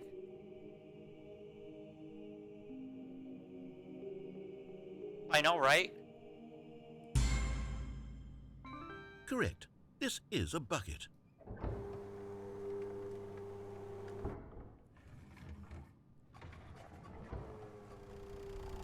Item 4. Is this a bucket?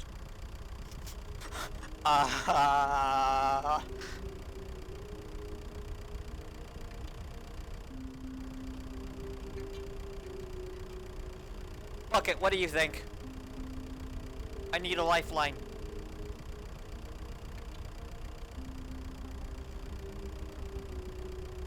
Yes, what was that guy's name in the Who Wants to Be a Millionaire? I would like the lifeline.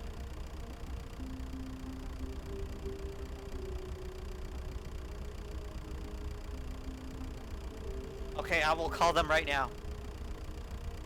Hold on, wait.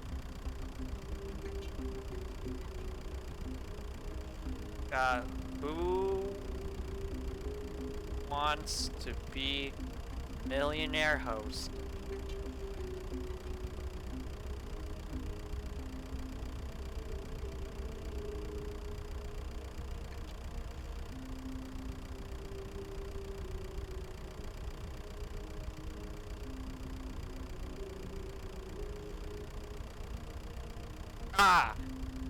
Regis Philbin. I think. That's the guy's name. Okay. Correct. This is a tractor and not a bucket. To be honest, I just sort of put this one in here as a gimme, but I was starting to get concerned that even this might be too much for you. Thank you for not making me look like an idiot. Okay, next one.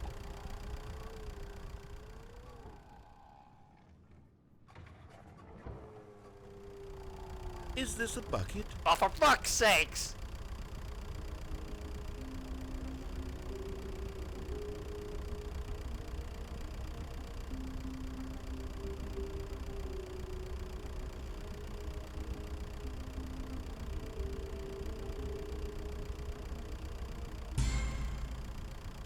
Incorrect. This is a bucket.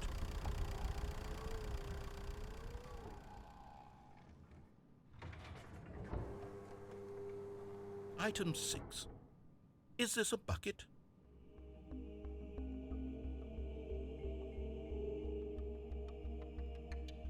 Hey, Bucket, what do you think of this?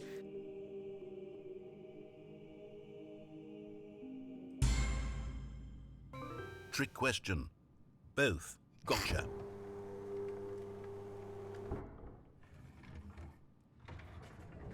Item... Wait, hold on. I can't find the next one. Let me see. It should be around here somewhere.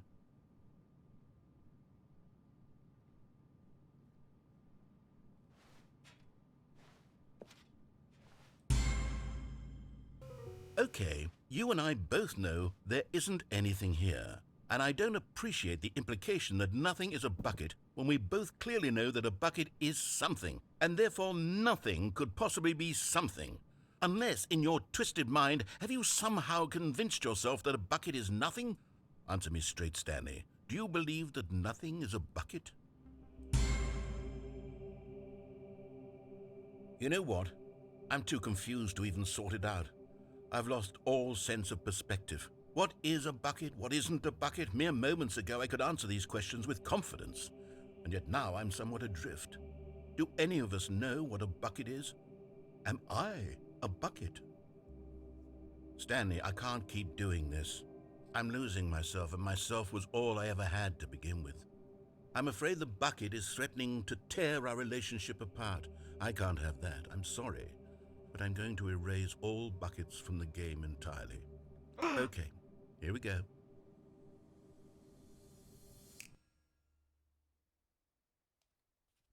What happened? Is everything gone? Why did everything disappear? Wait, was everything a bucket? Every single thing in the game was a bucket. Oh my God, I had no idea. How could... except me. I'm not a bucket after all. And you, Stanley, you're still here. You're not a bucket either. Oh, this is wonderful news. We're not buckets. Nice. Yes, I actually feel much more at ease right now. It's delightful to get some clarity on that issue, but it doesn't change the fact that we haven't got a game. So, tell you what, I'll reset everything and we'll put back all of the buckets. Okay? What? And we'll know that it's all a bucket. But if you run into anyone else, maybe don't mention that. Who knows what that information might do to a person? All right, here we go. Well, great. Now the thing is there like a separate ending for saying no? Stanley God. knew the office layout like the back of his hand. I hate this It was now. only a matter of time before This he found the stupid others. bucket Where opens a up bucket, so much more A strong bucket. fucking A humble endings, bucket, and I hate a it. committed bucket. A bucket of culture and distinction. Stanley clutched the bucket tightly to his chest. I hate This this. was not the correct way to the meeting room, but Stanley had felt the bucket calling to him, telling him that the employee lounge was simply the place to be. And here it was. Had the bucket turned out to be correct? Well, no, never mind. The bucket was wrong. Stanley took the door on It's his always left wrong. to go back to the meeting room. No, Said the bucket. don't go to the meeting room. Go somewhere else. The cargo lift. Good. Said the bucket. Now ride the lift all the way to the top. There's something up there I need you to do. Stanley did not question why or how this bucket was speaking to him. It should have alarmed him, of course, because buckets can't talk. But Stanley chose not to think about this obvious fact. He was firmly convinced that the bucket had spoken to him, and he unthinkingly did whatever the bucket asked. You know, I feel like I should be playing Yakuza right now, but this bucket, it compels me. In here. Said the bucket. Go into this dark room over here. Stanley once again obeyed blindly.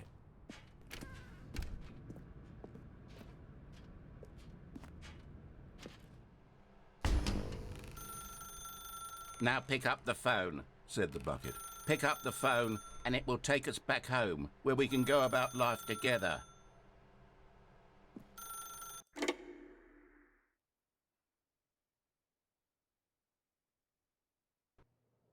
This is the sad story of a man named Stanley and his bucket. Once upon a time, I gave Stanley a bucket because I thought he was lonely and could use a friend. And then, very distressingly, he began to believe the bucket could speak to him.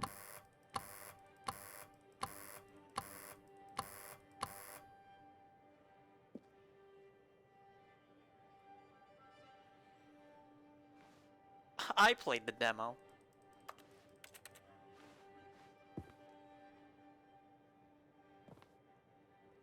Nice place he's got here.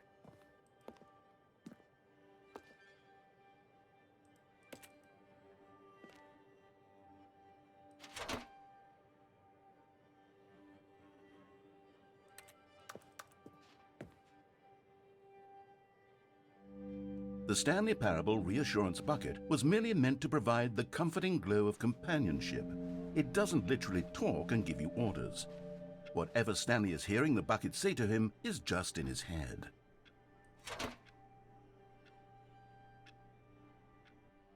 Lately, I've been concerned about him. Wouldn't you be concerned as well? Yes. To see him delusional like this, obsessing over an inanimate metal object? I want to say something to him, but I don't know how I can convince him. I don't know if he'll listen to me. I like my What?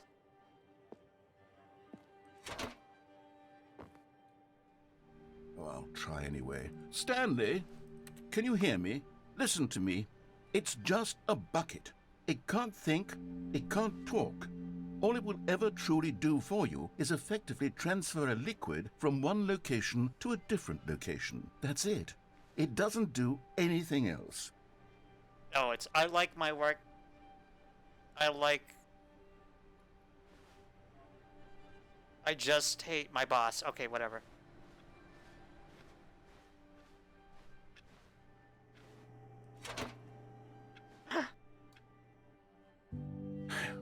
You see, he's not listening. He's still taking orders from the bucket. You know, once upon a time it was me he took orders from. Me he trusted and listened to. Now all he cares about is his awful bucket. This stupid hunk of metal.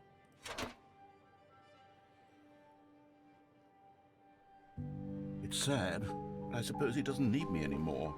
From now on, he's just going to cling to this bucket, this cold, empty bucket, this sort of shiny bucket.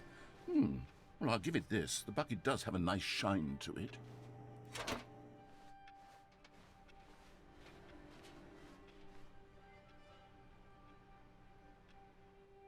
Yes, I suppose on closer inspection that it doesn't quite look like your average hardware store bucket. It's just a little more, what am I trying to say? Sturdier, more capable of transporting liquid. Like it would be better at moving an amount of water from one room to another.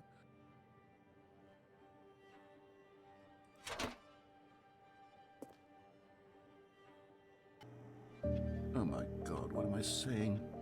Better at carrying water from room to room. It's a bucket. It's literally just a bucket. Why do I feel some need to point out the ways in which it's so much more than just a regular bucket?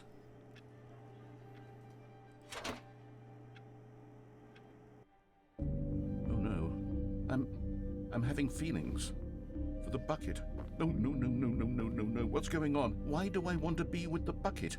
Hear what the bucket has to say. Do anything it asks. What's wrong with me? I don't understand. Perhaps if I had the bucket, this would be less confusing. Yes, the bucket could tell me what to do in this troublesome situation.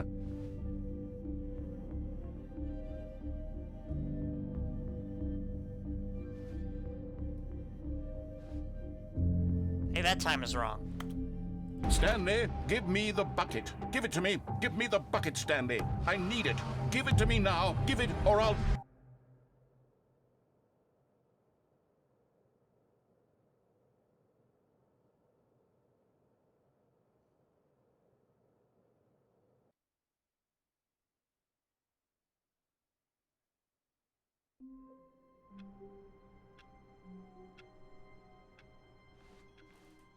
All of his co-workers were gone.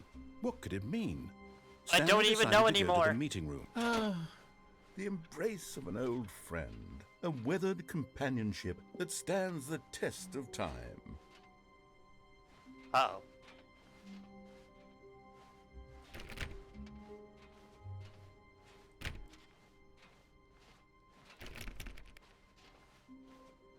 Stanley clutched the bucket tightly to his chest What was that? and entered the door on his left.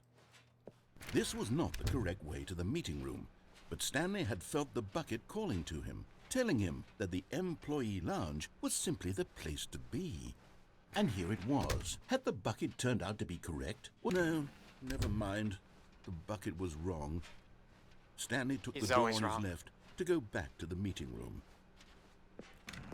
No, said the bucket. Don't go to the meeting room. Go somewhere else.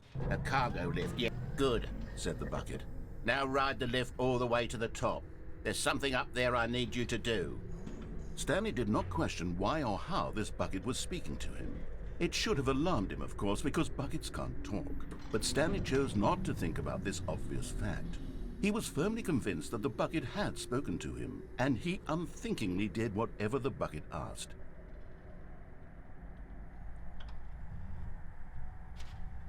In here, said the bucket. Go into this dark room over here. Stanley once again obeyed blindly. Now pick up the phone, said the bucket. pick up the phone and it will take us back home, where we can go about life together. Whoa, hold on. Why did you unplug the phone? Were you trying to resist the bucket's orders? Stanley, I was joking. Obviously, the bucket isn't talking to you and telling you to do things. Buckets can't talk. It was a joke. Don't you get the joke? It's funny, Stanley. A talking bucket. Can't you see? Oh, goodness. I must have really bungled up the delivery if you actually took me seriously. Where did I mess up the joke? Everything. Paused for longer or spoken quicker. Comedic timing is so difficult. I wish I were better at it. But Same here. Exactly an instructional video on comedy that one can watch to fully... Oh, wait, yes, there is. It's sitting right here. Let's take a look. What is comedic timing? What is comedic timing? How does it work? How long should it last? How can it be used to effectively silence your political enemies? Oh, God. And more importantly, can it be taught in its entirety within 90 seconds? Nope. Thankfully, the answer to all of these questions is yes. Never mind. Let's dive deeper. If you've ever told a joke or made someone laugh, in all likelihood, you did it while standing 50 to 80 centimeters from them in a room of no more than 76 degrees Fahrenheit, with one of your arms raised straight upward at a 15-degree angle from your body. What? These are the optimal conditions for good comedic timing. To begin the joke, start by stating and spelling your name. Next, provide a brief synopsis of the joke, including the specific times at which the recipient of the joke will laugh, and then spell out your name a second time. With these steps complete, it's time to begin the humor. Speak the entire joke in no more than 18 seconds and no less than 13 and a half, pausing only for bathroom breaks when necessary. When the joke has concluded, it is customary to inform your listener that the joke is over by declaring in your loudest possible voice, "I'm Dunny with the funny." Why did that make me laugh? I'm Dunny with the funny now.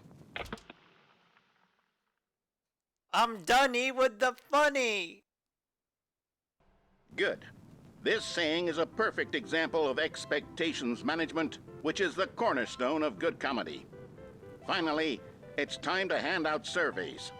Collecting hard data from your audience on how rapt they were throughout the joke is the only way to grow or learn as a comedian. An effective survey should be no less than 10 pages long and should include the same question reprinted several times, just to ensure the survey taker is actually paying attention and not simply filling in answers at random. And that's all there is. With these strategies at your disposal, you'll have audiences doubled over in laughter and even tripled over in laughter in no time at all. Why are we at the Just remember Simpsons? to let them stop laughing at some point, you gut-busting little scamp. After all, we're each of us needed on the front lines of the war to fight the 12-legged invader who threaten our very existence. What? And to very likely die in a hailstorm of bullets and mandibles. All of us must be prepared to give our lives to this noble cause, just as our children must do after us, and their children after them. Godspeed, and may Earth reign supreme. Oh no.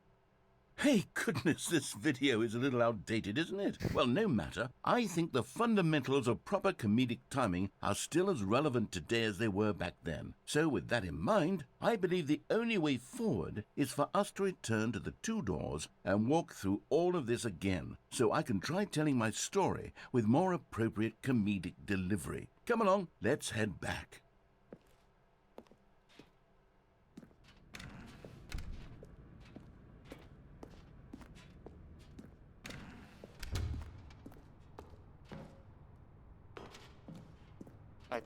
Do I just, go here, or,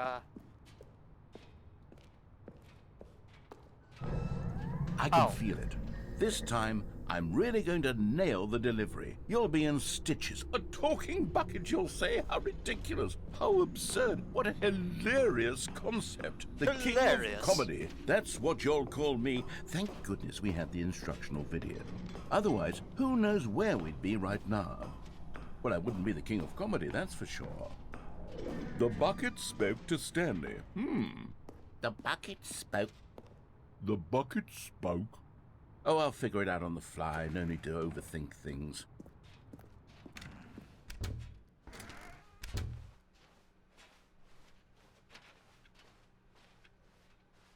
Wait, I'm really just going all the way back? Okay.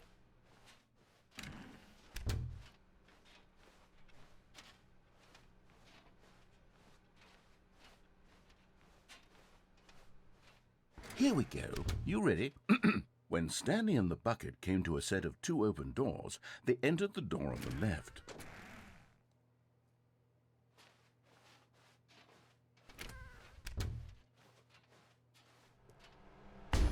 What? We're back at the phone already? No. What's going on? There was supposed to be several rooms leading up to this. There was supposed to be a build-up to this point, a dramatic display of remarkable comedic wit which culminates in this scene with the phone. But now the timing's completely off. The joke will never land. Well, not the way it was meant to. And it's all my fault. I must have forgotten that the phone room comes immediately after the 2 doors room. What an How'd you egregious forget mistake. that? I've made a fool of myself. I don't deserve the title of King of Comedy. I'm nothing. I'm not even the lowliest joke-telling whelp. I don't think that. I think I need to go back and rewatch that instructional video again. Yes, surely that will help me improve my... Wait, oh, no, wait! Here we go. You ready? When Stanley and the bucket came to a set of 2 open doors, they entered the door on the left. Now I'm afraid that I should go to the left eventually. What? We're back at the phone already? No. Here we go. You ready? When Stanley and the bucket came to a set of 2 open doors, they entered the door on the left. Nice.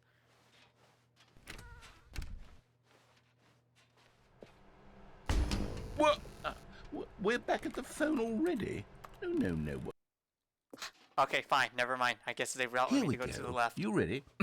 When Stanley and This the time bucket I won't came to get a set hit. of 2 open doors, they entered the door on the left. There we go. No. You were supposed to go through the door on the right, leading back to the phone. Did you not even look at the instructional video? I think this is all covered very clearly. There's no way I can make the comedic timing work now. It's done. The joke is completely done and over. It's all your fault, Stanley.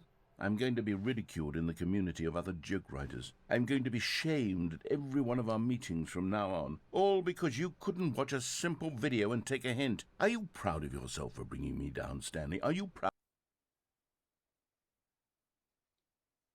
Stanley, you love the bucket so much it's like you... it's as though all of your other most prized possessions pale in comparison. Yes. Oh, well, I'm Let me glad try we're, that again, Stanley. we got the credits. Hey, we got the real ending, finally. Shame over how unabashedly in love with a bucket you are. No? Still not? Is it the delivery? Pale with shame. Pale with shame? Pale... What's another word to describe a bucket? Stanley, this bucket is so metal, I think I saw it playing guitar. No. Oh, yo, I want to hear Getting that. away from making fun of Stanley's obsession with the bucket, which was the whole point of this. I'm no good at these jokes.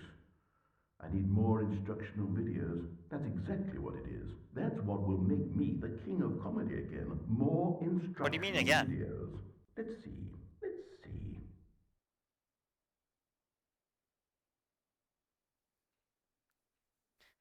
Was it once before? All of his co-workers were gone. What could it mean? Stanley decided to go to the meeting room. Perhaps he had simply missed a bucket? The bucket made Stanley want to be a better man and a better co-worker. In Yes. time, perhaps, he would become both of those things. Yes. Stanley clutched the bucket tightly to his... This was not the correct way to the meeting I room. promise we're gonna Stanley leave had the felt bucket eventually. calling to him, telling him that the employee lounge was simply the place to be. And here it was. Had the bucket turned out to be correct? Well, no, never mind. The bucket was wrong. Just Stanley there's like took the probably door a on few his more left endings with to the go bucket. back to the meeting room. Like Literally a lot more, maybe. No, said the bucket. don't go to the meeting room. Go somewhere, somewhere else. The cargo lift. But Stanley feared that any path he walked might lead to the separation of himself and the bucket, his dearest friend. So he threw himself to his death, that they might die in one another's arms. How deeply touching.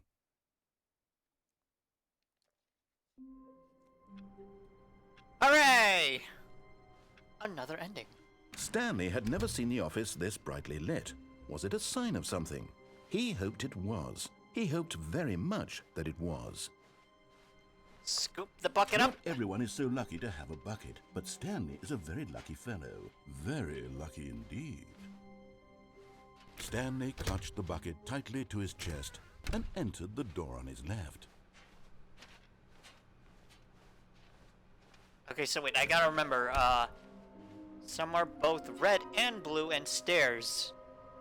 Okay, got it. Stanley, we must move on from this broom closet, simply because I have no remaining stick. Coming to a staircase, Okay, probably these Stanley stairs. and the bucket walked upstairs to the boss's office. You're getting close now, Stanley. You've nearly gotten all of the Figler and Marines. Very soon, you'll Hey. collect the last one, and then the first number will equal the second number, and that will be it. We'll be different people by then. Different in the sense that we used to have none of them, and now we have them all. You can't go back to when you had no Figler and Marines. None of us can. Oh god, I can't say it. But Stanley just couldn't do it. He considered the possibility of facing his boss, admitting he had left his post during work hours. He might be fired for that. And in such a competitive economy, why had he taken that risk? All because he believed everyone had vanished? His boss would think he was crazy. And then something occurred to Stanley. Maybe, he thought to himself, maybe I am crazy. He looked down at the bucket in his arms. Am I crazy? He asked the bucket. The bucket returned his gaze, but said nothing at all. That's strange, Stanley thought. Usually the bucket is a source of guidance and wisdom for me in difficult times such as these. He held the bucket close, yet felt none of its familiar reassurance and comfort. And that's when Stanley realized, this isn't my bucket. It's just a normal, everyday bucket. Someone else's bucket, perhaps. How did I end up with someone else's bucket? This is all terribly wrong. Surely no good would come from this. Who knows what sorts of bizarre hallucinations Stanley might experience without the psychologically grounding presence of his bucket? And indeed, now he noticed that the rooms were repeating, which was, of course, very odd. And now he felt himself floating off the ground. Oh, gracious, he exclaimed. Without my bucket, I've gone truly mad. Where is it? I must find it. Far off in the distance now, he heard it, calling to him. Stanley! Stanley, it's me! The bucket! Could it truly be? He rushed forward from room to room, passing by one bucket after the next. None of them were his. None of them were his special bucket. Come to me, Stanley! Find me! He had to find the bucket. He had to return to his old friend. It was the only way to truly restore his sanity. And then suddenly, he froze dead in his tracks. He knew where the voice of the bucket had been coming from.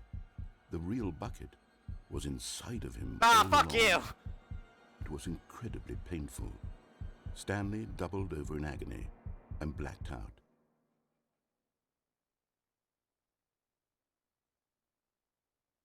This is the story of a woman named Mariella.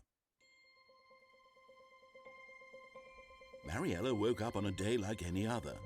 She arose, got dressed, picked up her bucket of comfort and security, and walked to her place of work. But on this particular day, her walk was interrupted by the body of a man who had stumbled through town, talking and screaming to himself, and then collapsed dead on the sidewalk. Right away, she knew what the problem was. This man had no bucket. Of course he'd gone mad, ranting and raving about a narrator describing all of his actions and how everything is predetermined and free will is an illusion and it's all just a video game. It could all have been prevented if only he'd taken his bucket with him. Perhaps he didn't even realize he'd forgotten his bucket at home in the first place. How cruel the world can be, Mariella thought, and she hugged her own bucket even tighter. But of course, she had no time for this. There were a myriad of confusing problems she would soon have to confront at work, for which her bucket would provide absolute guidance and total clarity on everything. Heck yes, she thought to herself. My life kicks ass. And she backflipped all the way to work. Oh, alright. Fair enough.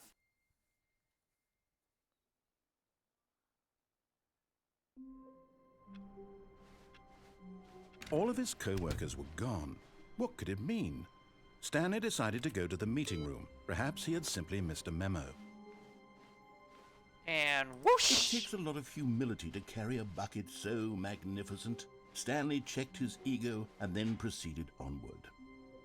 Yes. Stanley clutched the bucket tightly to his chest. This was not the correct way to the meeting room, but Stanley had felt the bucket calling to him, telling him that the employee lounge was simply the place to be. And here it was. Had the bucket turned out to be correct? No, never mind. The bucket was wrong. It will always Stanley forever took be the door on his wrong. left to go back to them, and so the two of them detoured through the maintenance section and walked straight ahead to the opposite door.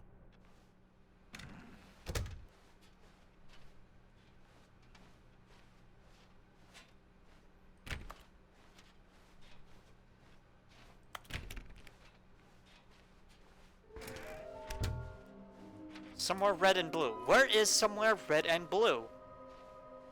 I must find out. We must find out. Coming to a staircase, Stanley and the bucket walked upstairs to the boss's office.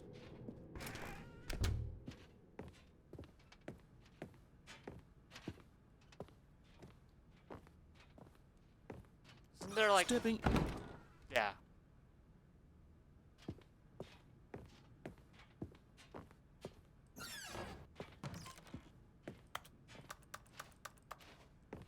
I was gonna say, wasn't there a way you could have done that? And it's like, oh yeah, there. I did it. I did the gamer move. Bye!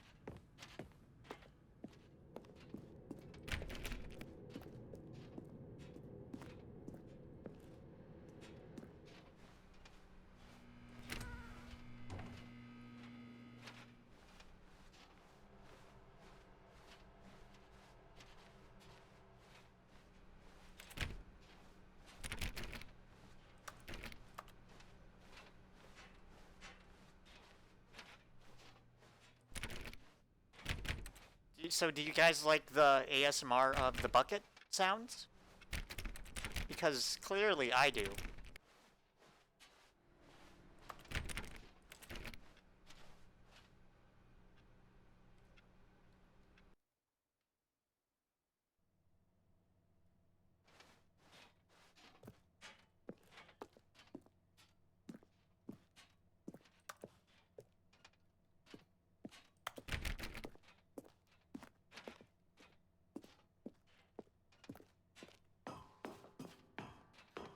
Escape? I cannot see. Never mind.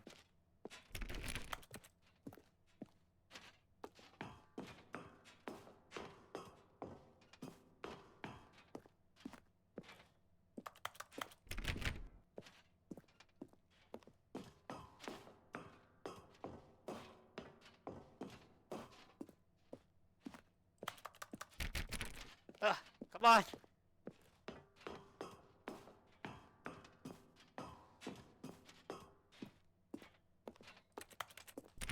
Come on, Bucket. I trust you this time. You're not gonna be Satan or whatever.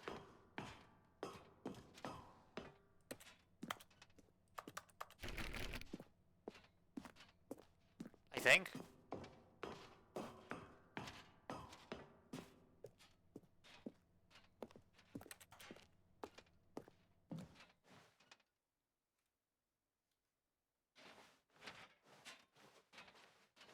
Goodbye, door.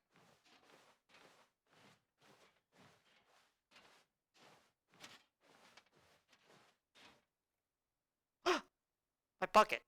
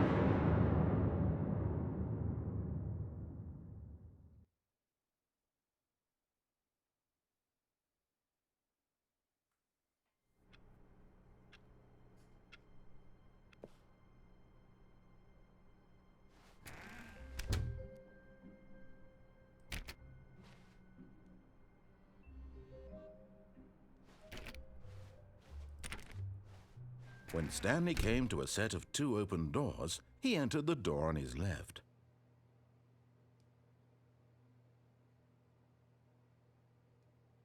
Feels wrong, you know? Just kind of feels so wrong.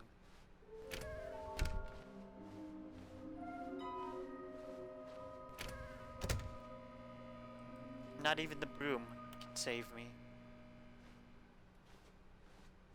Coming to a staircase, Stanley walked upstairs to his boss's office.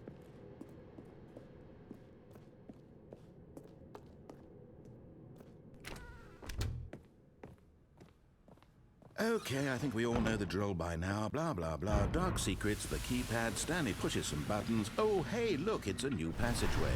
Kill surprise. Kill surprise? I don't even know what that means.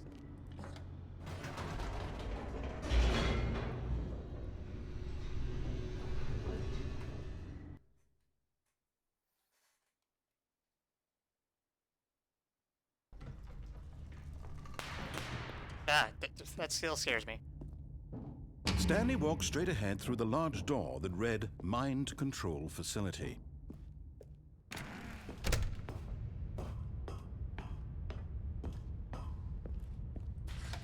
The lights rose on an enormous room packed with television screens. What horrible secret did this place hold? Stanley thought to himself. Did he have the strength to find out?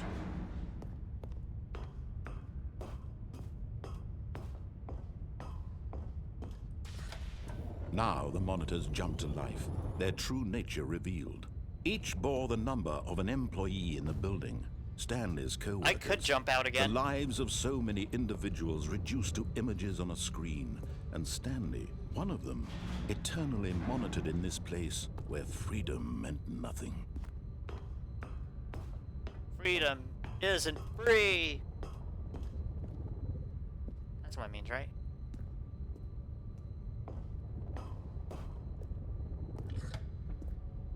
This mind control facility, it was too horrible to believe. It couldn't be true.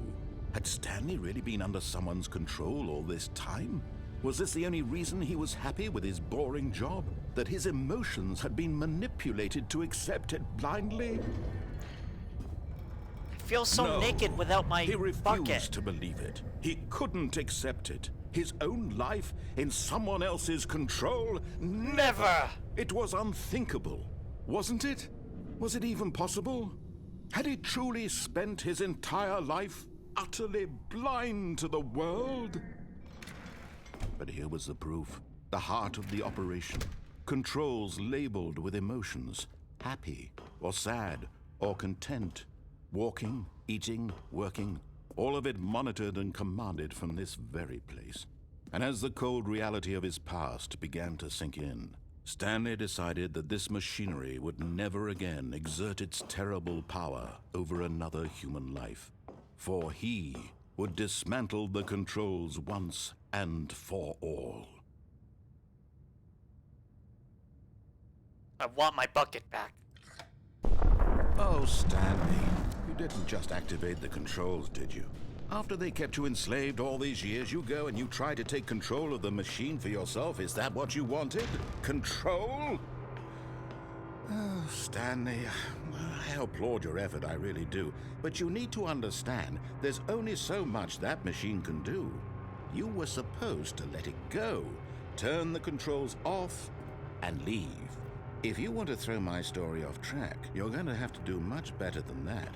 I'm afraid you don't have nearly the power you think you do. For example, and I believe you'll find this pertinent, Stanley suddenly realized he had just initiated the network's emergency detonation system. In the event that this machine is activated without proper DNA identification, nuclear detonators are set to explode, eliminating the entire complex. How long until detonation then? Let's say, 2 minutes. Ah, now this is making things a little more fun, isn't it, Stanley? It's your time to shine. You are the star. It's your story now. Shape it to your heart's desires. Oh, this is much better than what I had in Yeah, mind. right. What a shame we have so little time left to enjoy it. Mere moments until the bomb goes off. But what precious moments each one of them is. More time to talk about you. Orange. About me, where we're going. What all this means. I barely know where Red. to start. What's that? You'd like to know where your co-workers are? Man up a A moment of solace before you're obliterated? All right, I'm in a good mood. You're gonna die anyway. I'll tell you exactly what happened to them. I erased them. I turned off the machine. I set you free. Of course, that was merely in this instance of the story. Sometimes when I tell it, I simply let you sit there in your office forever, pushing buttons endlessly and then dying alone. Other times, I let the office sink into the ground, swallowing everyone inside, or I let it burn to a crisp. I have to say this, though, this version of events has been rather amusing. Watching you try to make sense of everything and take back the control wrested away from you, it's quite rich. I almost hate to see it go. But I'm sure whatever I come up with on the next go-around will be even better. My goodness, only 34 seconds left. But I'm Already? enjoying this so much. Time actually flies, You know what the fuck? To hell with it. I'm going to put some extra time on the clock, why not? These are precious additional seconds, Stanley. Time doesn't grow on trees. Oh dear me, what's the matter, Stanley? Is it that you have no idea where you're going or what you're supposed to be doing right now? Or did you just assume when you saw that timer that something in this room was capable of turning it off? I mean, look at you. Running from button to button, screen to screen, clicking on every little thing in this room. These numbered buttons, no, these colored ones. Or maybe this big red button. Or this door. Everything, anything, something here will save me. Why would you think that, Stanley? That this video I game don't know. can be beaten? Won? Solved? Do you have any idea what your purpose in this place is? Stanley, you're in for quite a disappointment. But here's a spoiler for you. That timer isn't a catalyst to keep the action moving along. It's just seconds ticking away to your death. You're only still playing instead of watching a cutscene because I want to watch you for every moment that you're powerless. To see you made humble. This is not a challenge. It's a tragedy. You wanted to control this world, that's fine. But I'm going to destroy it first, so you can't. Take a look at the clock, Stanley. That's 30 seconds you have left to struggle. 30 seconds until a big boom and then nothing. No ending here, just you being blown to pieces. As Will long you as I cling get my desperately bucket to your back. frail life, or will you let it go peacefully? Another choice. Make it count, or don't. It's all the same to me, all a part of the joke. And believe me, I will be laughing at every second of your inevitable life from the moment we fade in until the moment I say, happily ever after.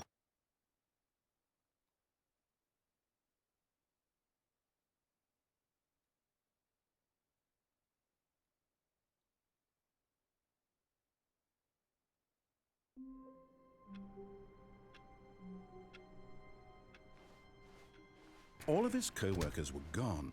What could it mean? Stanley decided to go to the meeting room. Perhaps he had simply missed a memo. Replacement. That's not the same. And try not to lose this one too, you dolt. Thanks. Stanley clutched the bucket tightly to his chest and entered the door on his left.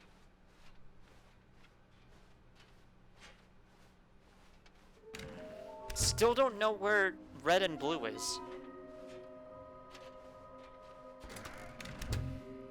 Stanley, we must move on from this broom closet, simply because I have no remaining Coming to a staircase, Fine. Stanley and the bucket walked upstairs to the boss's office. I can't believe I'm trying to get all the bucket Stepping endings. into his manager's office, Stanley was once again stunned to discover not an indication of any human life. Crushed by the weight of this revelation, but Stanley guessed the correct code by sheer luck. Was it that the bucket knew all along? Was the bucket guiding him? Yes, this is certainly the most logical explanation.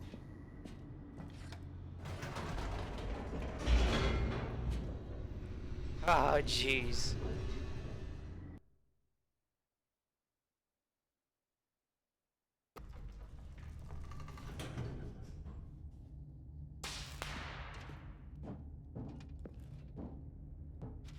Stanley and the bucket walked straight ahead through the large door that read, Mind Control Facility. Although this passageway had the word escape written on it, the truth was that at the end of this hall, Stanley and the bucket would both meet a violent death. The door behind them was not shut. Stanley and the bucket still had every opportunity to turn around and get back on track. What? I don't see it. At this point, Stanley and the bucket were knowingly walking forward into a very painful death for each of them. I like to call it moonwalking, thank you very much.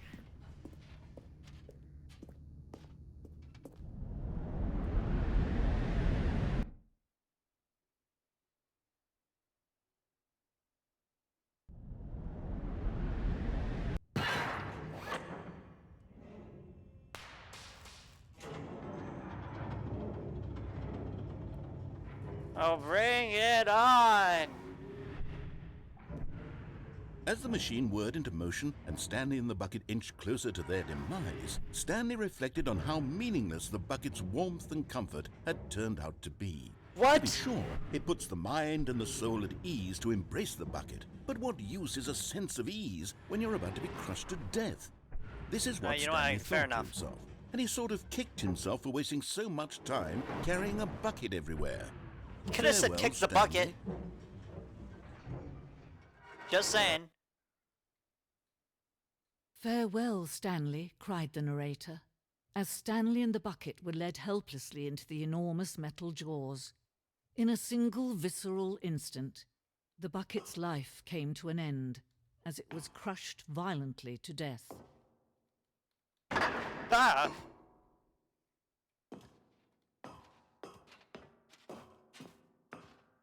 It was a shame, the death of such a magnificent bucket. It's true that all buckets are radiant in their own way, but this one stood above the rest. It was a glorious bucket to behold. Why don't I have it anymore then?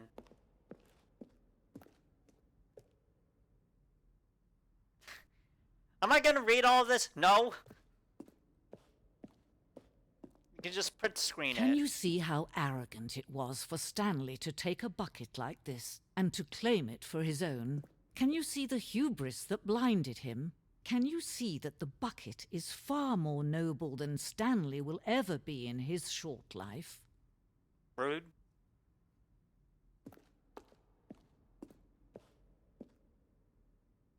Oh no, that's just cursed. Yeah, see? Yeah, no wonder it's cursed. Everyone dies from it. 25 buckets?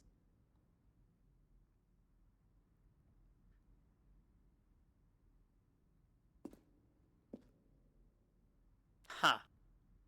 Well, it is at least 25 buckets, alright. Inferno bucket. Wow. The stress bucket.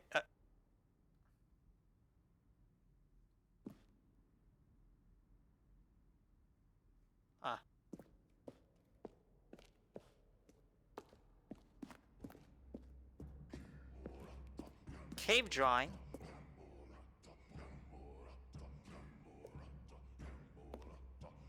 What is that noise?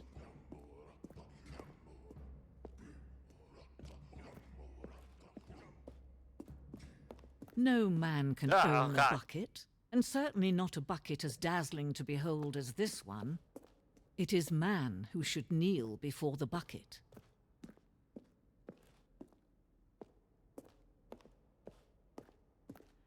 The hanging bucket.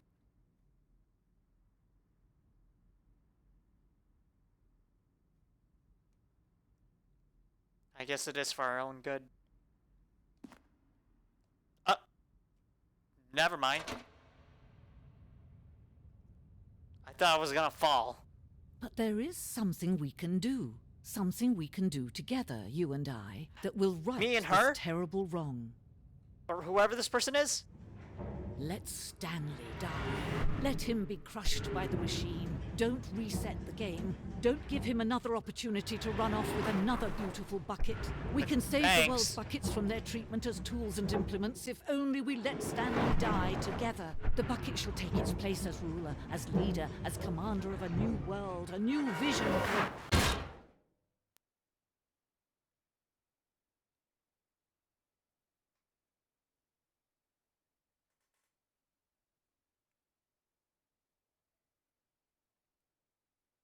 And I don't know, buckets. All of his co-workers were gone. What could it mean? Stanley decided to go to the meeting room. Stanley cradled the bucket in a gentle embrace, protective yet delicate, assertive yet compassionate. Stanley clutched the bucket tightly to his chest and entered the door on his left. But what is the red and blue? What is the red and blue? I must know. Eventually, somehow, before the stream ends, maybe, because I don't have enough time for Yakuza. Walked upstairs to the boss's office. And I probably have to stream later tonight, unless Vinesauce streams, in which case, then fuck! Stepping into his manager's office, Stanley was once again stunned to discover not an indication of any human life. But Stanley guessed the correct code by sheer luck. Was it that the bucket knew all along? Was the bucket guiding him? Yes, this is certainly the most logical explanation. Boop.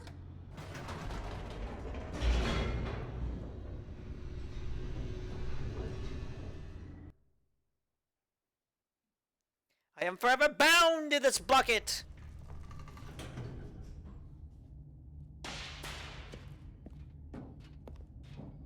Stanley and the bucket walked straight ahead through the large door that read, Mind Control Facility. I'd like to be bound! No. The lights rose on an enormous room packed with television screens. What horrible secret did this place hold? Stanley and the bucket both wondered to themselves.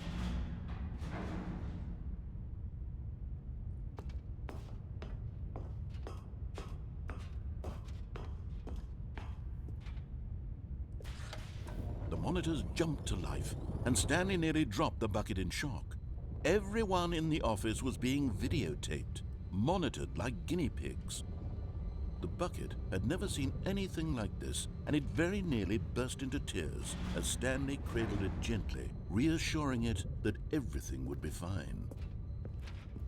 Everything's not gonna be fine. Are you kidding me? So many things. I've died so many times because of this dumbass bucket. Was the bucket under the mind control facility's influence as well? Had the bucket been told to do things it didn't wish to do? What kinds of things does a bucket want to do or not want to do in the first place? These questions raced furiously in Stanley's feeble mind. No! He screamed into the bucket. He couldn't accept it. His own life in someone else's control, never! He squeezed the bucket tighter, his one friend in the entire world. At this point, he could trust no one except for the bucket. Wait, what? But here was the proof. The heart of the operation. Controls labeled with emotions, happy or sad or content. Walking, eating, working, all of it monitored and commanded from this very place. And as the cold reality of his past began to sink in, Stanley decided that this machinery would never again exert its terrible power over another human life.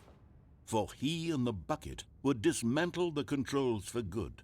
Two best friends, Stanley and the bucket, up against the world. They high-fived in a really cool way. Yeah! The bucket made a sassy comment about taking down the system. Well, if they said so.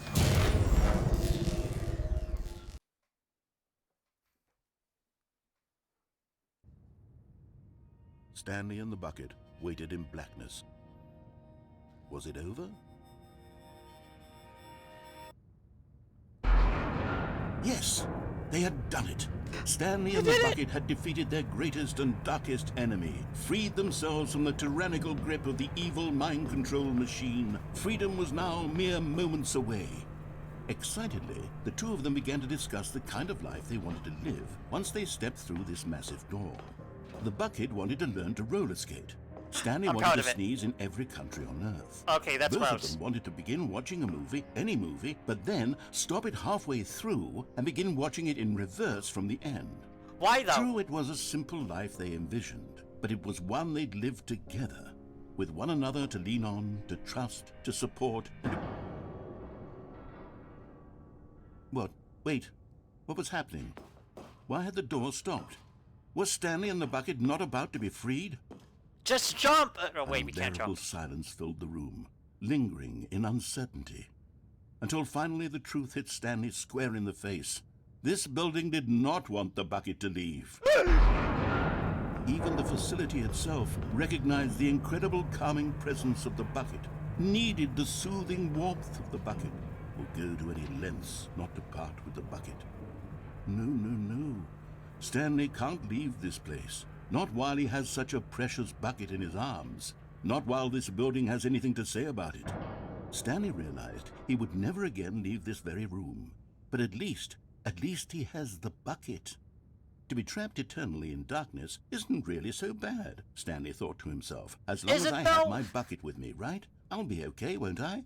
Stanley gulped. Very soon now, he was about to find out.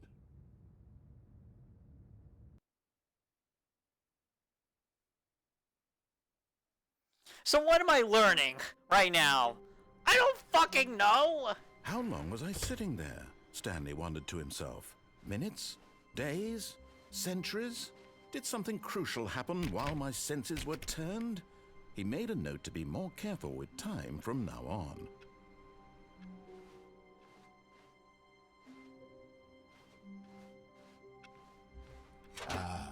Stanley's bucket. The only co-worker he would ever truly need.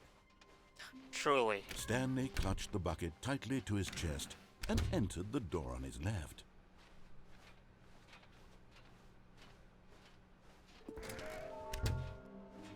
Where is somewhere red and blue?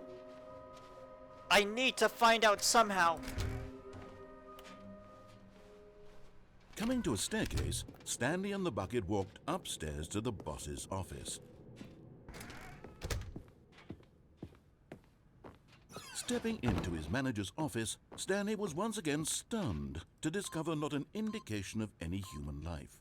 Whoops. Crushed by the Why weight the of fuck this did I do that? revelation, Stanley may have broken down into an emotional dumpster fire, but Stanley guessed the correct code by sheer luck. Was it that the bucket knew all along? Was the bucket guiding him? Yes, this is certainly the most logical explanation.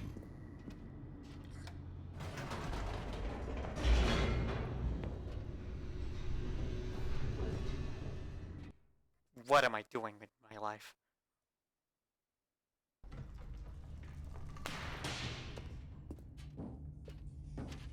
Stanley and the bucket walked straight ahead through the large door that read, Mind Control Facility.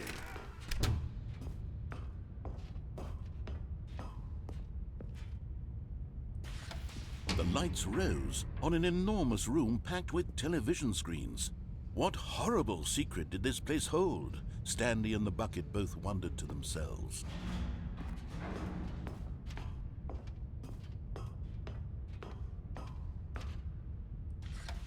The monitors jumped to life, and Stanley nearly dropped the bucket in shock. Everyone in the office was being videotaped, monitored like guinea pigs. The bucket had never seen anything like this, and it very nearly burst into tears as Stanley cradled it gently, reassuring it that everything would be fine. Except everything won't be fine, because guess what we're gonna do again? Was the bucket under the mind control facility's influence as well? Had the bucket been told to do things it didn't wish to do? What kinds of things does a bucket want to do or not want to do in the first place? These questions raced furiously in Stanley's feeble mind. No! He screamed into the bucket. He couldn't accept it. His own life in someone else's control. Never! He squeezed the bucket tighter. Love that. His one friend in the entire world. At this point, he could trust no one except for the bucket.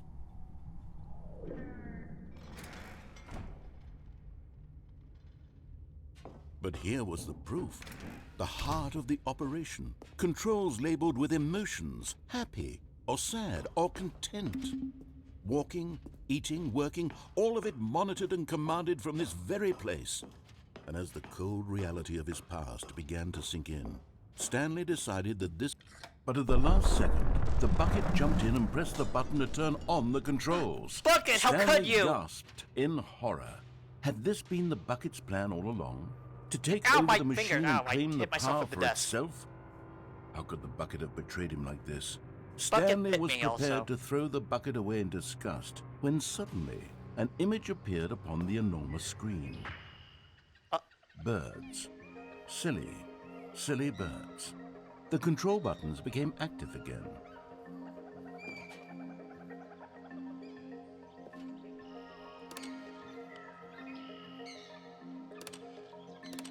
Stanley flipped through one video of silly birds after another, and then it dawned on him. This wasn't a mind control facility at all. It was a facility for monitoring and surveilling silly birds all over the world. The mind controls were only a facade to disguise its true intentions. Had the bucket known this all along? Stanley marveled at the metal genius in his hands, the one who had pointed him towards this incredible discovery. Stanley and the bucket never found freedom because they spent the rest of their lives here in this place, Jesus. flipping through live streams of the silliest birds imaginable. Of all the possible paths his life could have taken, this one was surely the best. And Stanley penguins. was happy.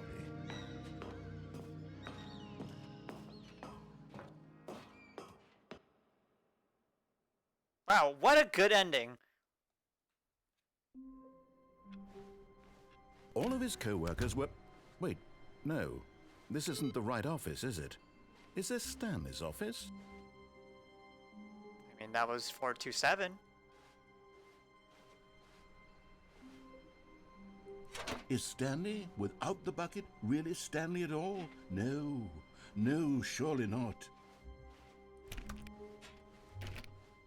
I feel like I've done everything Stanley with the clutched bucket the now. bucket tightly to I his don't know chest what else to and do. entered the door on his left. I don't know what This else was to do not the anymore. correct way to the meeting room, but Stanley had felt the bucket calling to him, telling him that the employee lounge was simply the place to be. And here it was. Had the bucket turned out to be correct? Well, no, never mind. The bucket is was always wrong. Stanley took the door on his left to go back to the meeting room.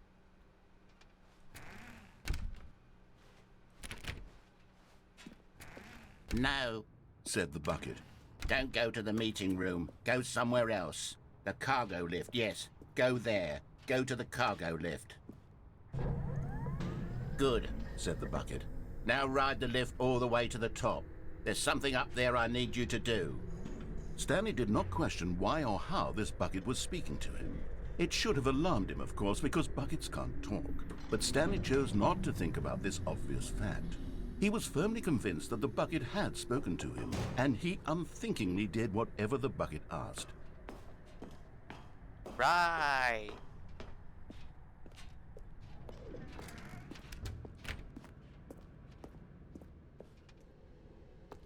Maybe there's something here. No, stop. Look there on the wall. You see, there's a sign right there. It says, "No buckets past this point."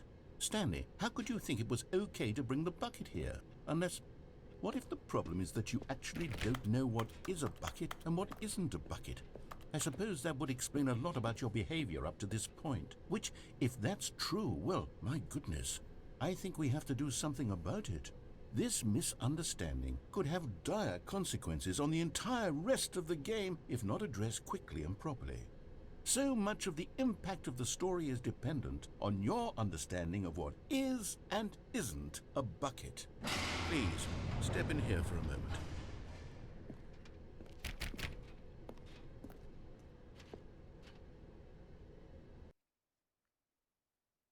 Maybe there's something here if I do get it right. And not be Now stupid. then, I'm going to run you through some test scenarios, and you'll tell me whether or not the thing I'm showing you is a bucket. Simple enough, right?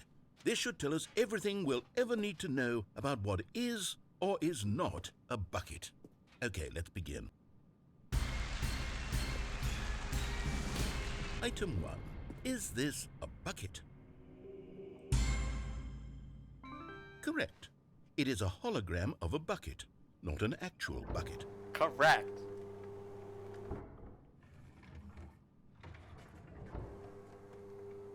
Item 2. Is this a bucket? Well, after my knowledge of having this bucket for over 2 hours now.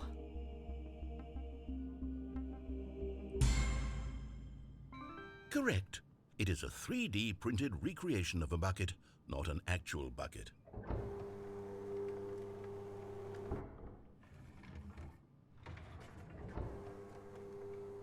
Item 3.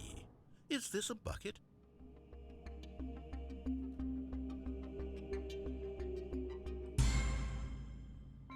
Correct. This is a bucket. Yes! Yes, thank you, thank you. I'm so good. Very good at this game. Item 4. Is this a bucket? Correct. This is a tractor and not a bucket.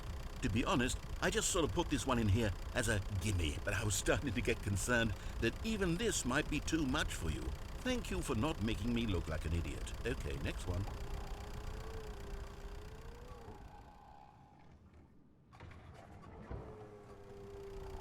Is this a bucket? The trick question!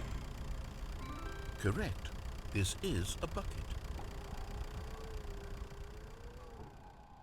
You can't trick me this time! Item 6. Is this a bucket? Okay, I don't remember what I actually did for this one. Fuck!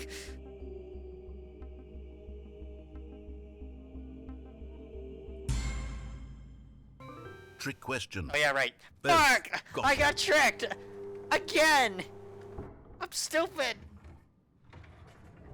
Item... Wait, hold on. I can't find the next one. Let me see. It should be around here somewhere. I can't believe I got tricked both times. Yes. Thank you. There's nothing here. Of course it isn't a bucket.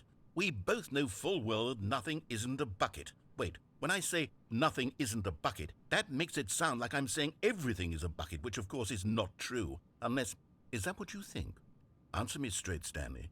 Are you trying to tell me that you believe everything is a bucket? No! You know what? I'm too confused Okay, well, to even yeah, sort okay, it out. yeah. I've no! lost all sense of perspective. But where's What the is a blue bucket? room? What isn't a bucket? Mere moments ago I could answer these questions with confidence. And yet now I'm somewhat adrift. Do any of us know what a bucket is? Am I a bucket? Stanley, I can't keep doing this. I'm losing myself, and myself was all I ever had to begin with. I'm afraid the bucket is threatening to tear our relationship apart. I can't have that. I'm sorry.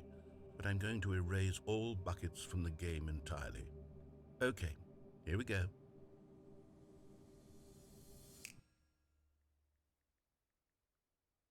What happened? Is everything gone? Why did I don't everything know. disappear? Wait, was everything a bucket? Every single thing in the game was a bucket. Oh my God, I had no idea. How could... Except me.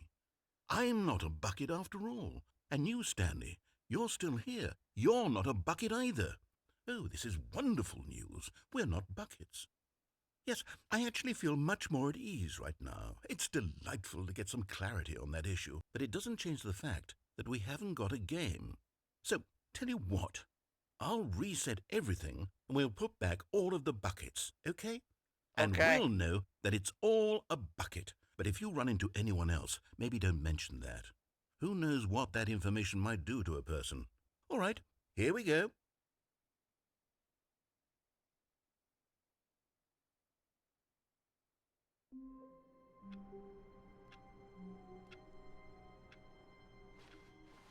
All of his co-workers were gone. What could it mean? One more Stanley thing. decided to go to the meeting room. Perhaps he had simply missed a I'm not memo. caring about the bucket. No, no more buckets. When Stanley came to a set of 2 open doors, this was not the correct way to the meeting room, and Stanley knew it perfectly well. Womp Perhaps he womp. wanted to stop by the employee lounge first, just to admire it. It was okay. But eager to get back to business, It was Stanley okay. took the first open door on his left. Stanley was so bad at following directions, it's incredible he wasn't fired years ago. Look, Stanley, I think perhaps we've gotten off on the wrong foot here. I'm not your enemy, really, I'm not. I realize that investing your trust in someone else can be difficult, but the fact is that the story has been about nothing but you all this time. There's someone you've been neglecting, Stanley. Someone... What? Really? Yes, I'm in the really. middle of something. Do you have zero consideration for others? Are you that convinced that I want something bad to happen to you? Why? Yes. I don't know how to convince you of this, but I really do want to help you, to show you something beautiful. Look, let me prove it. Let me prove that I'm on your side. Give me a chance. Now listen carefully, this is important.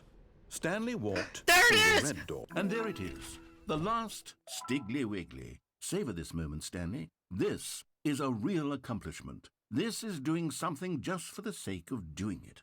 Where so many people expect to be rewarded for the most trivial achievements, you've insisted that a job well done is its own reward. Yes. I would tell you that I'm proud of you for collecting them all, but that would be like a reward, and we can't have that. So, Damn it. instead, I'll just say, it's done. We're all done here. And now we can go to whatever the hell you were doing before you hunted for figurines. Great. I feel accomplished, I guess. What was I doing? I don't know. Red. Oh, thank God you are willing to listen to me. Do you see that I really have wanted you to be happy all this time? The problem is all these choices. The two of us always trying to get somewhere that isn't here. Running and running and running, just the way you're doing right now. Don't you see that it's killing us, Stanley? I wanted to stop. We would both be so much happier if we just stopped. And I Okay. think I have a solution. Here, let me show you. Alright.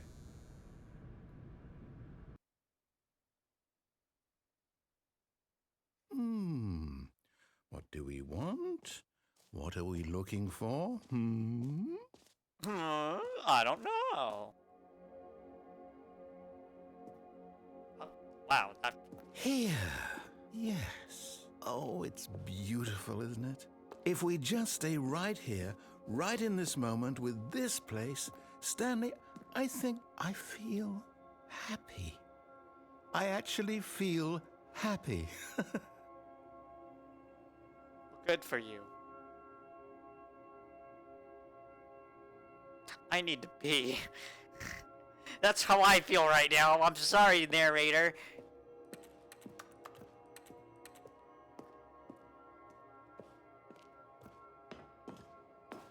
No, wait. Where are you going? Well, what's over here? Oh, no. Stay away from those stairs. If you hurt yourself, if you die, the game will reset. We'll lose all of this. Please, no, Stanley, let me stay here. Don't take this from me. Please, Stanley, think about what you're doing. Jesus, your tone was different there. Woo! Oh, wait.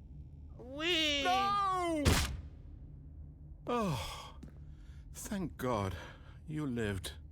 You had me worried there for a moment. Now, can we please get back to the other room?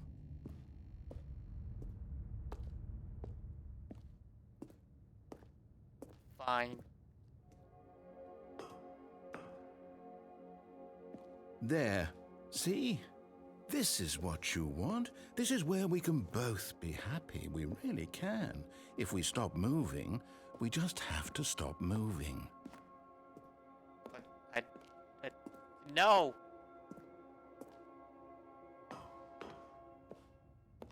Stanley, go back.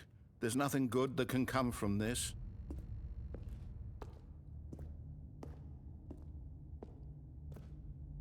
Wow, this is super dark.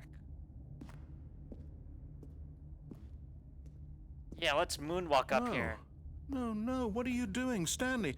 Please, do you just not believe me? What can I say to convince you? I don't know. Give me a hamburger? I'm kind of hungry right now.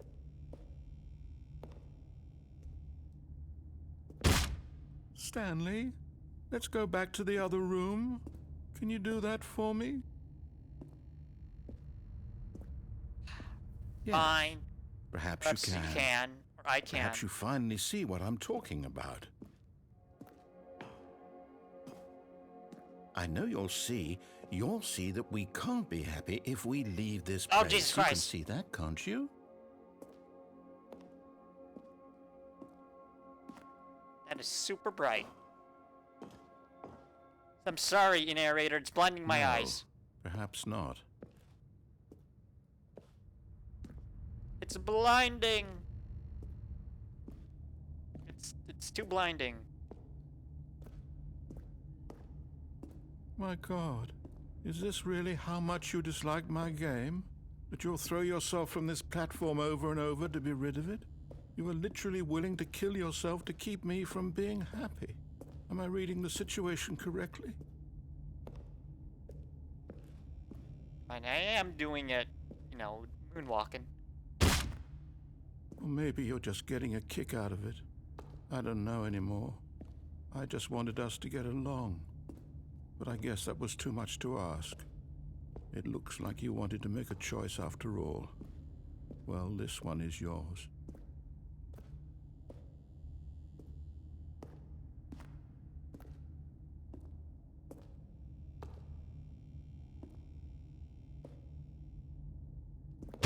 Is it over?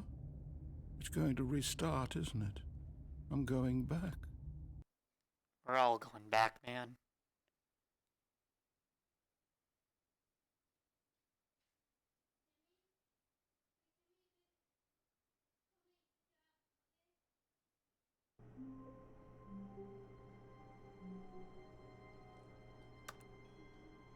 Again, that's the wrong time. That's the wrong. Stanley, I'm sorry, but I have to put a pause on things. It's those figurines, those figglers. I haven't stopped thinking about them since you nabbed every last one. Wasn't it just the most intrinsically fulfilling moment of your entire life? Didn't it fill you to the brim with inner richness? Yes, I know we're supposed to be telling a story. but I won't you hate this please fact. Indulge me with one more trip back to the memory zone. I would love nothing more than to revisit the figurines. Just one more time. Oh man, we're going back here again?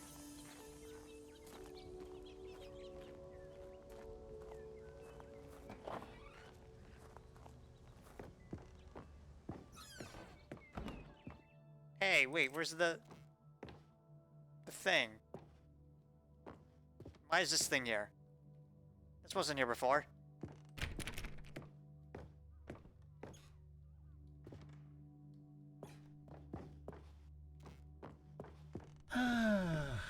Here's where it all began. The first collectible. Back then, we had no idea of how many of them we'd find. Sure, it said 6 right there on the screen, but how could we know for certain? We were so innocent.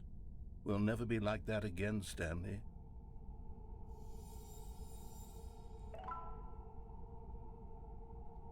Uh-oh. Oh no.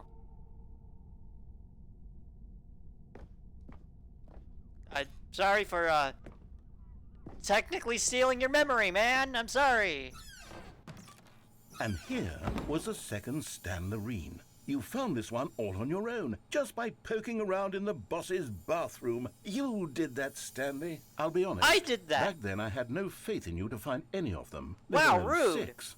But you continue to surprise me in all sorts of mundane, unremarkable ways.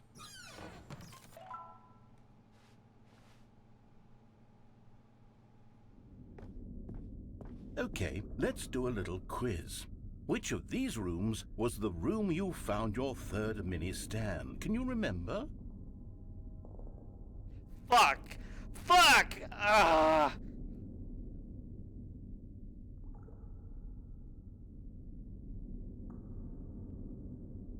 No, I actually can't! Shit! Oh, no, wait. I'm totally not going back through the VOD. Totally not going through the VOD to search if I collected the warehouse 1/3. Nope. Totally not. Nah, I'm a good person. Man, I had this bucket for a long time. Throw 'em out. Oh, wait.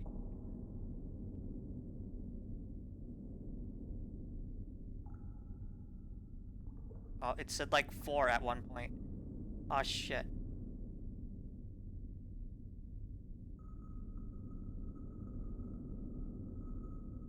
Oh, okay, I killed the bucket. Oh, okay. We're at the warehouse. I'm going to the collectible, and it says... the third one! It's the warehouse one! Okay, thank you, memories. I think. No. The warehouse was the fourth place you found a Stanley, not the third. And that's what you think. Well, I guess perhaps I shouldn't be surprised. Memories like these are so precious and so cherished that they all just sort of blend together, don't they? You know what? If the warehouse feels like the third place you found a collectible, then who am I to go making judgments?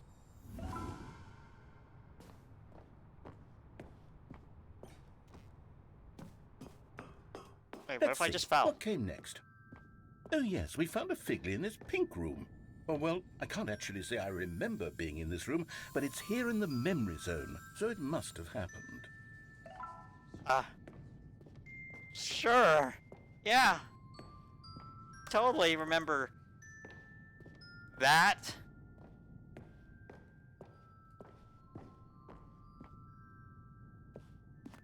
This was the fifth mini stand, and this one was really something special. It was under the stairs. I remember it so clearly. In fact, because this one is particularly special to me, I made a little video to commemorate the occasion. Enjoy. Oh, no, wait!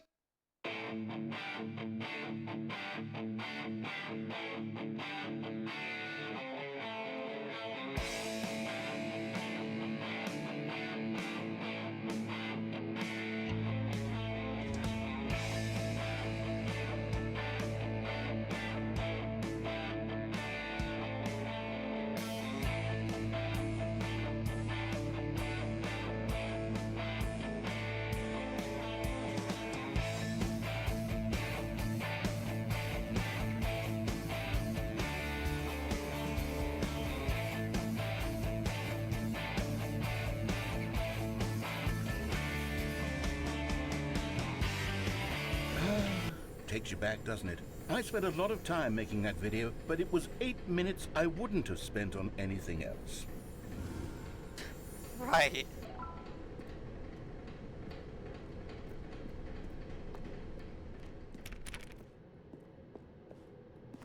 What the heck? Alright.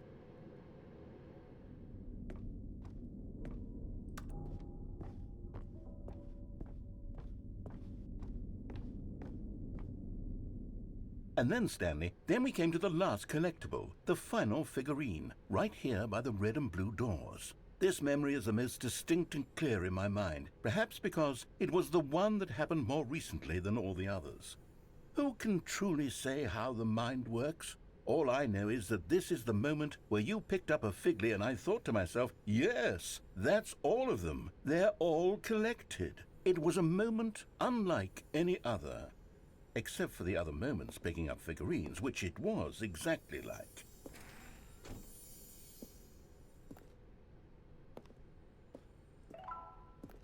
I'll collect it, why not?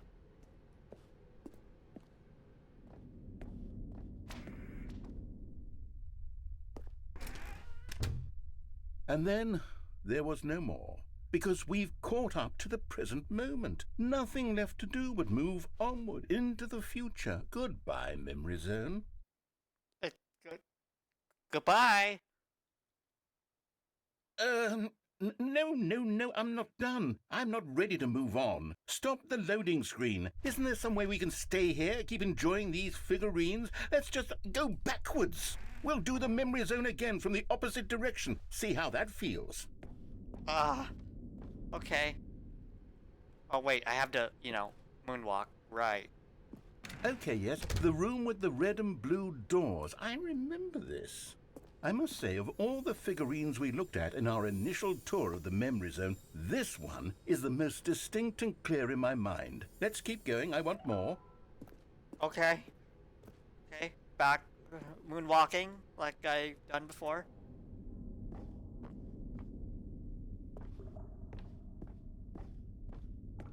Because that clearly is what happened. And here's where I made that video. Don't you remember the video we watched? Oh god, no! Yes, I love that video.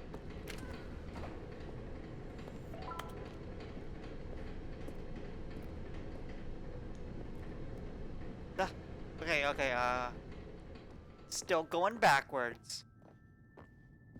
Still don't remember the pink room, Stanley. Still no memory of this one. Good room, though. A solid room. Yep. Retracing my steps.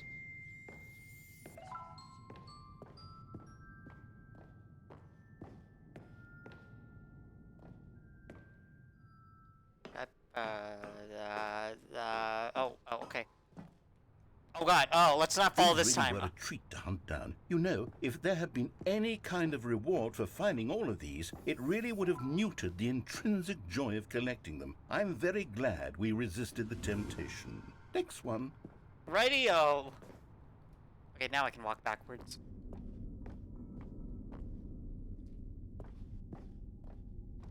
Wait, what if I... Nothing. All right. Fair enough.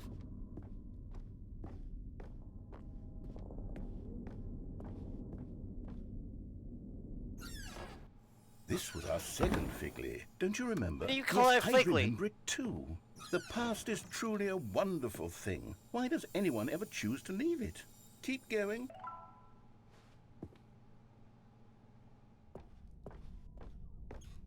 This is it, the very first one we found in the exhibit where I introduced you to the figurines. Oh, no, you called it figure. Memories. Oh god! I want to keep going. What else is there? What came before this?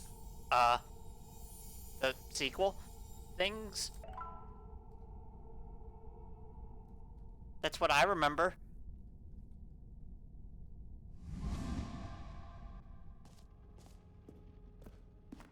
Oh my god! Yeah. Yeah, here we are.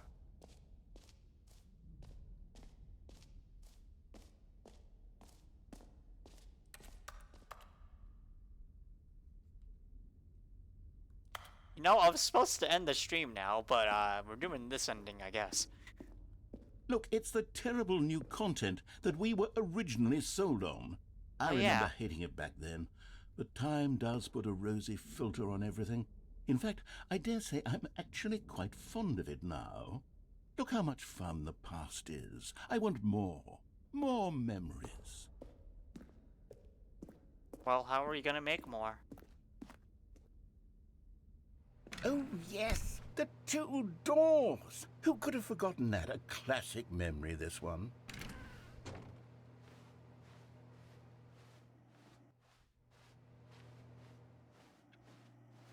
And before everything else, there was your office. Yes. Is there anything else? Was there something that came before your office? There's something I feel I can remember. I can remember. Yes, I'm remembering something now. I remember before this whole story got started. Back then I was different. I used to make big decisions. I was passionate. I was skeptical. I weighed each decision with profound thoughtfulness. And then, somewhere along the way, I stopped making decisions. I became lazy, and I came up with a character named Stanley to do my thinking for me. He would make the decisions, he would decide which way to go. I would cheer him on as he collected figurines for no reason. Why did I invent Stanley? Was I lonely? Yes, perhaps that's it. Perhaps I needed to imagine I had companionship. And Stanley really did make for a wonderful companion, even if he was a fiction. He was fiction? But, I suppose it's grown old. I want to think for myself again. I want to go back to how it used to be. Yes, I can be on my own again. I can do it. I'll be stronger this time. I'll take care of myself. I don't need Stanley anymore. Oh, but he truly was so much fun to play with. You know what? Since we're in the memory zone, how about one more good memory? Let's go back just once and give Stanley one more run of the office, and then I'll retire him for good. I did enjoy telling his story so very much. Okay, here we go. This is the story of a man named Stanley.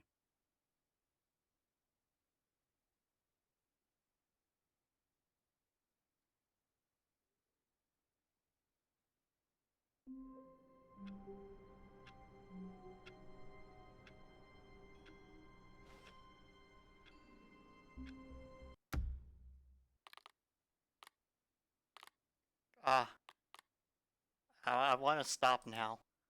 I want to eat food now. I want to go over to the bathroom now.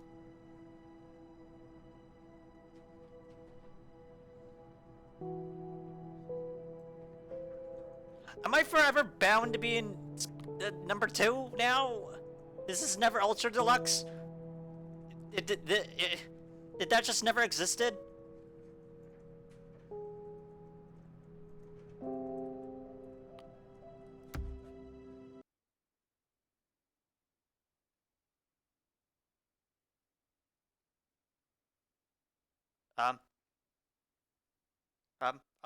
Okay, yep, it died, okay, cool.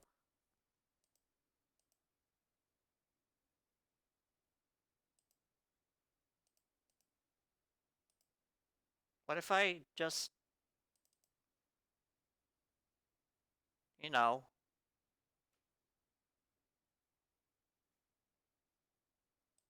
do it again?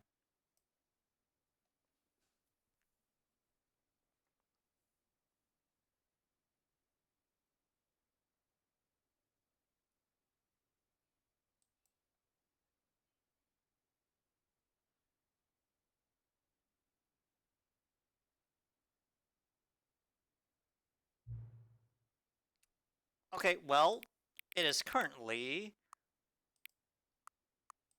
2:00. Well, it's about to turn 2:03. I just have to wait. Once it turns 2:03, then it's gonna be 2:03.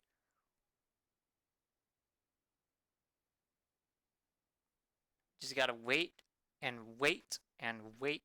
And I'm supposed to end the stream, and I'm not ending the stream yet. What am I doing? What am I doing? This game is breaking me. And the narrator isn't even here to say anything about it.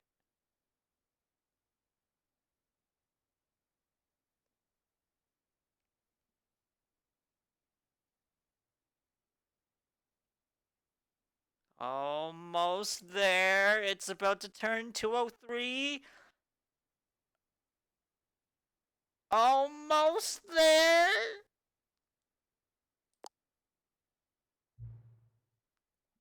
Yes, my favorite time of day, apparently. Or that, yeah.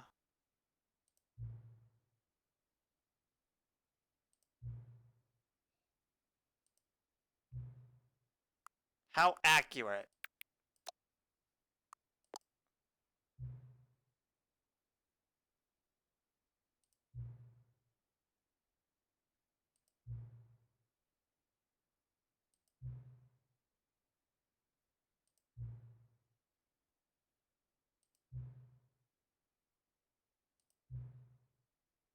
Oh, good.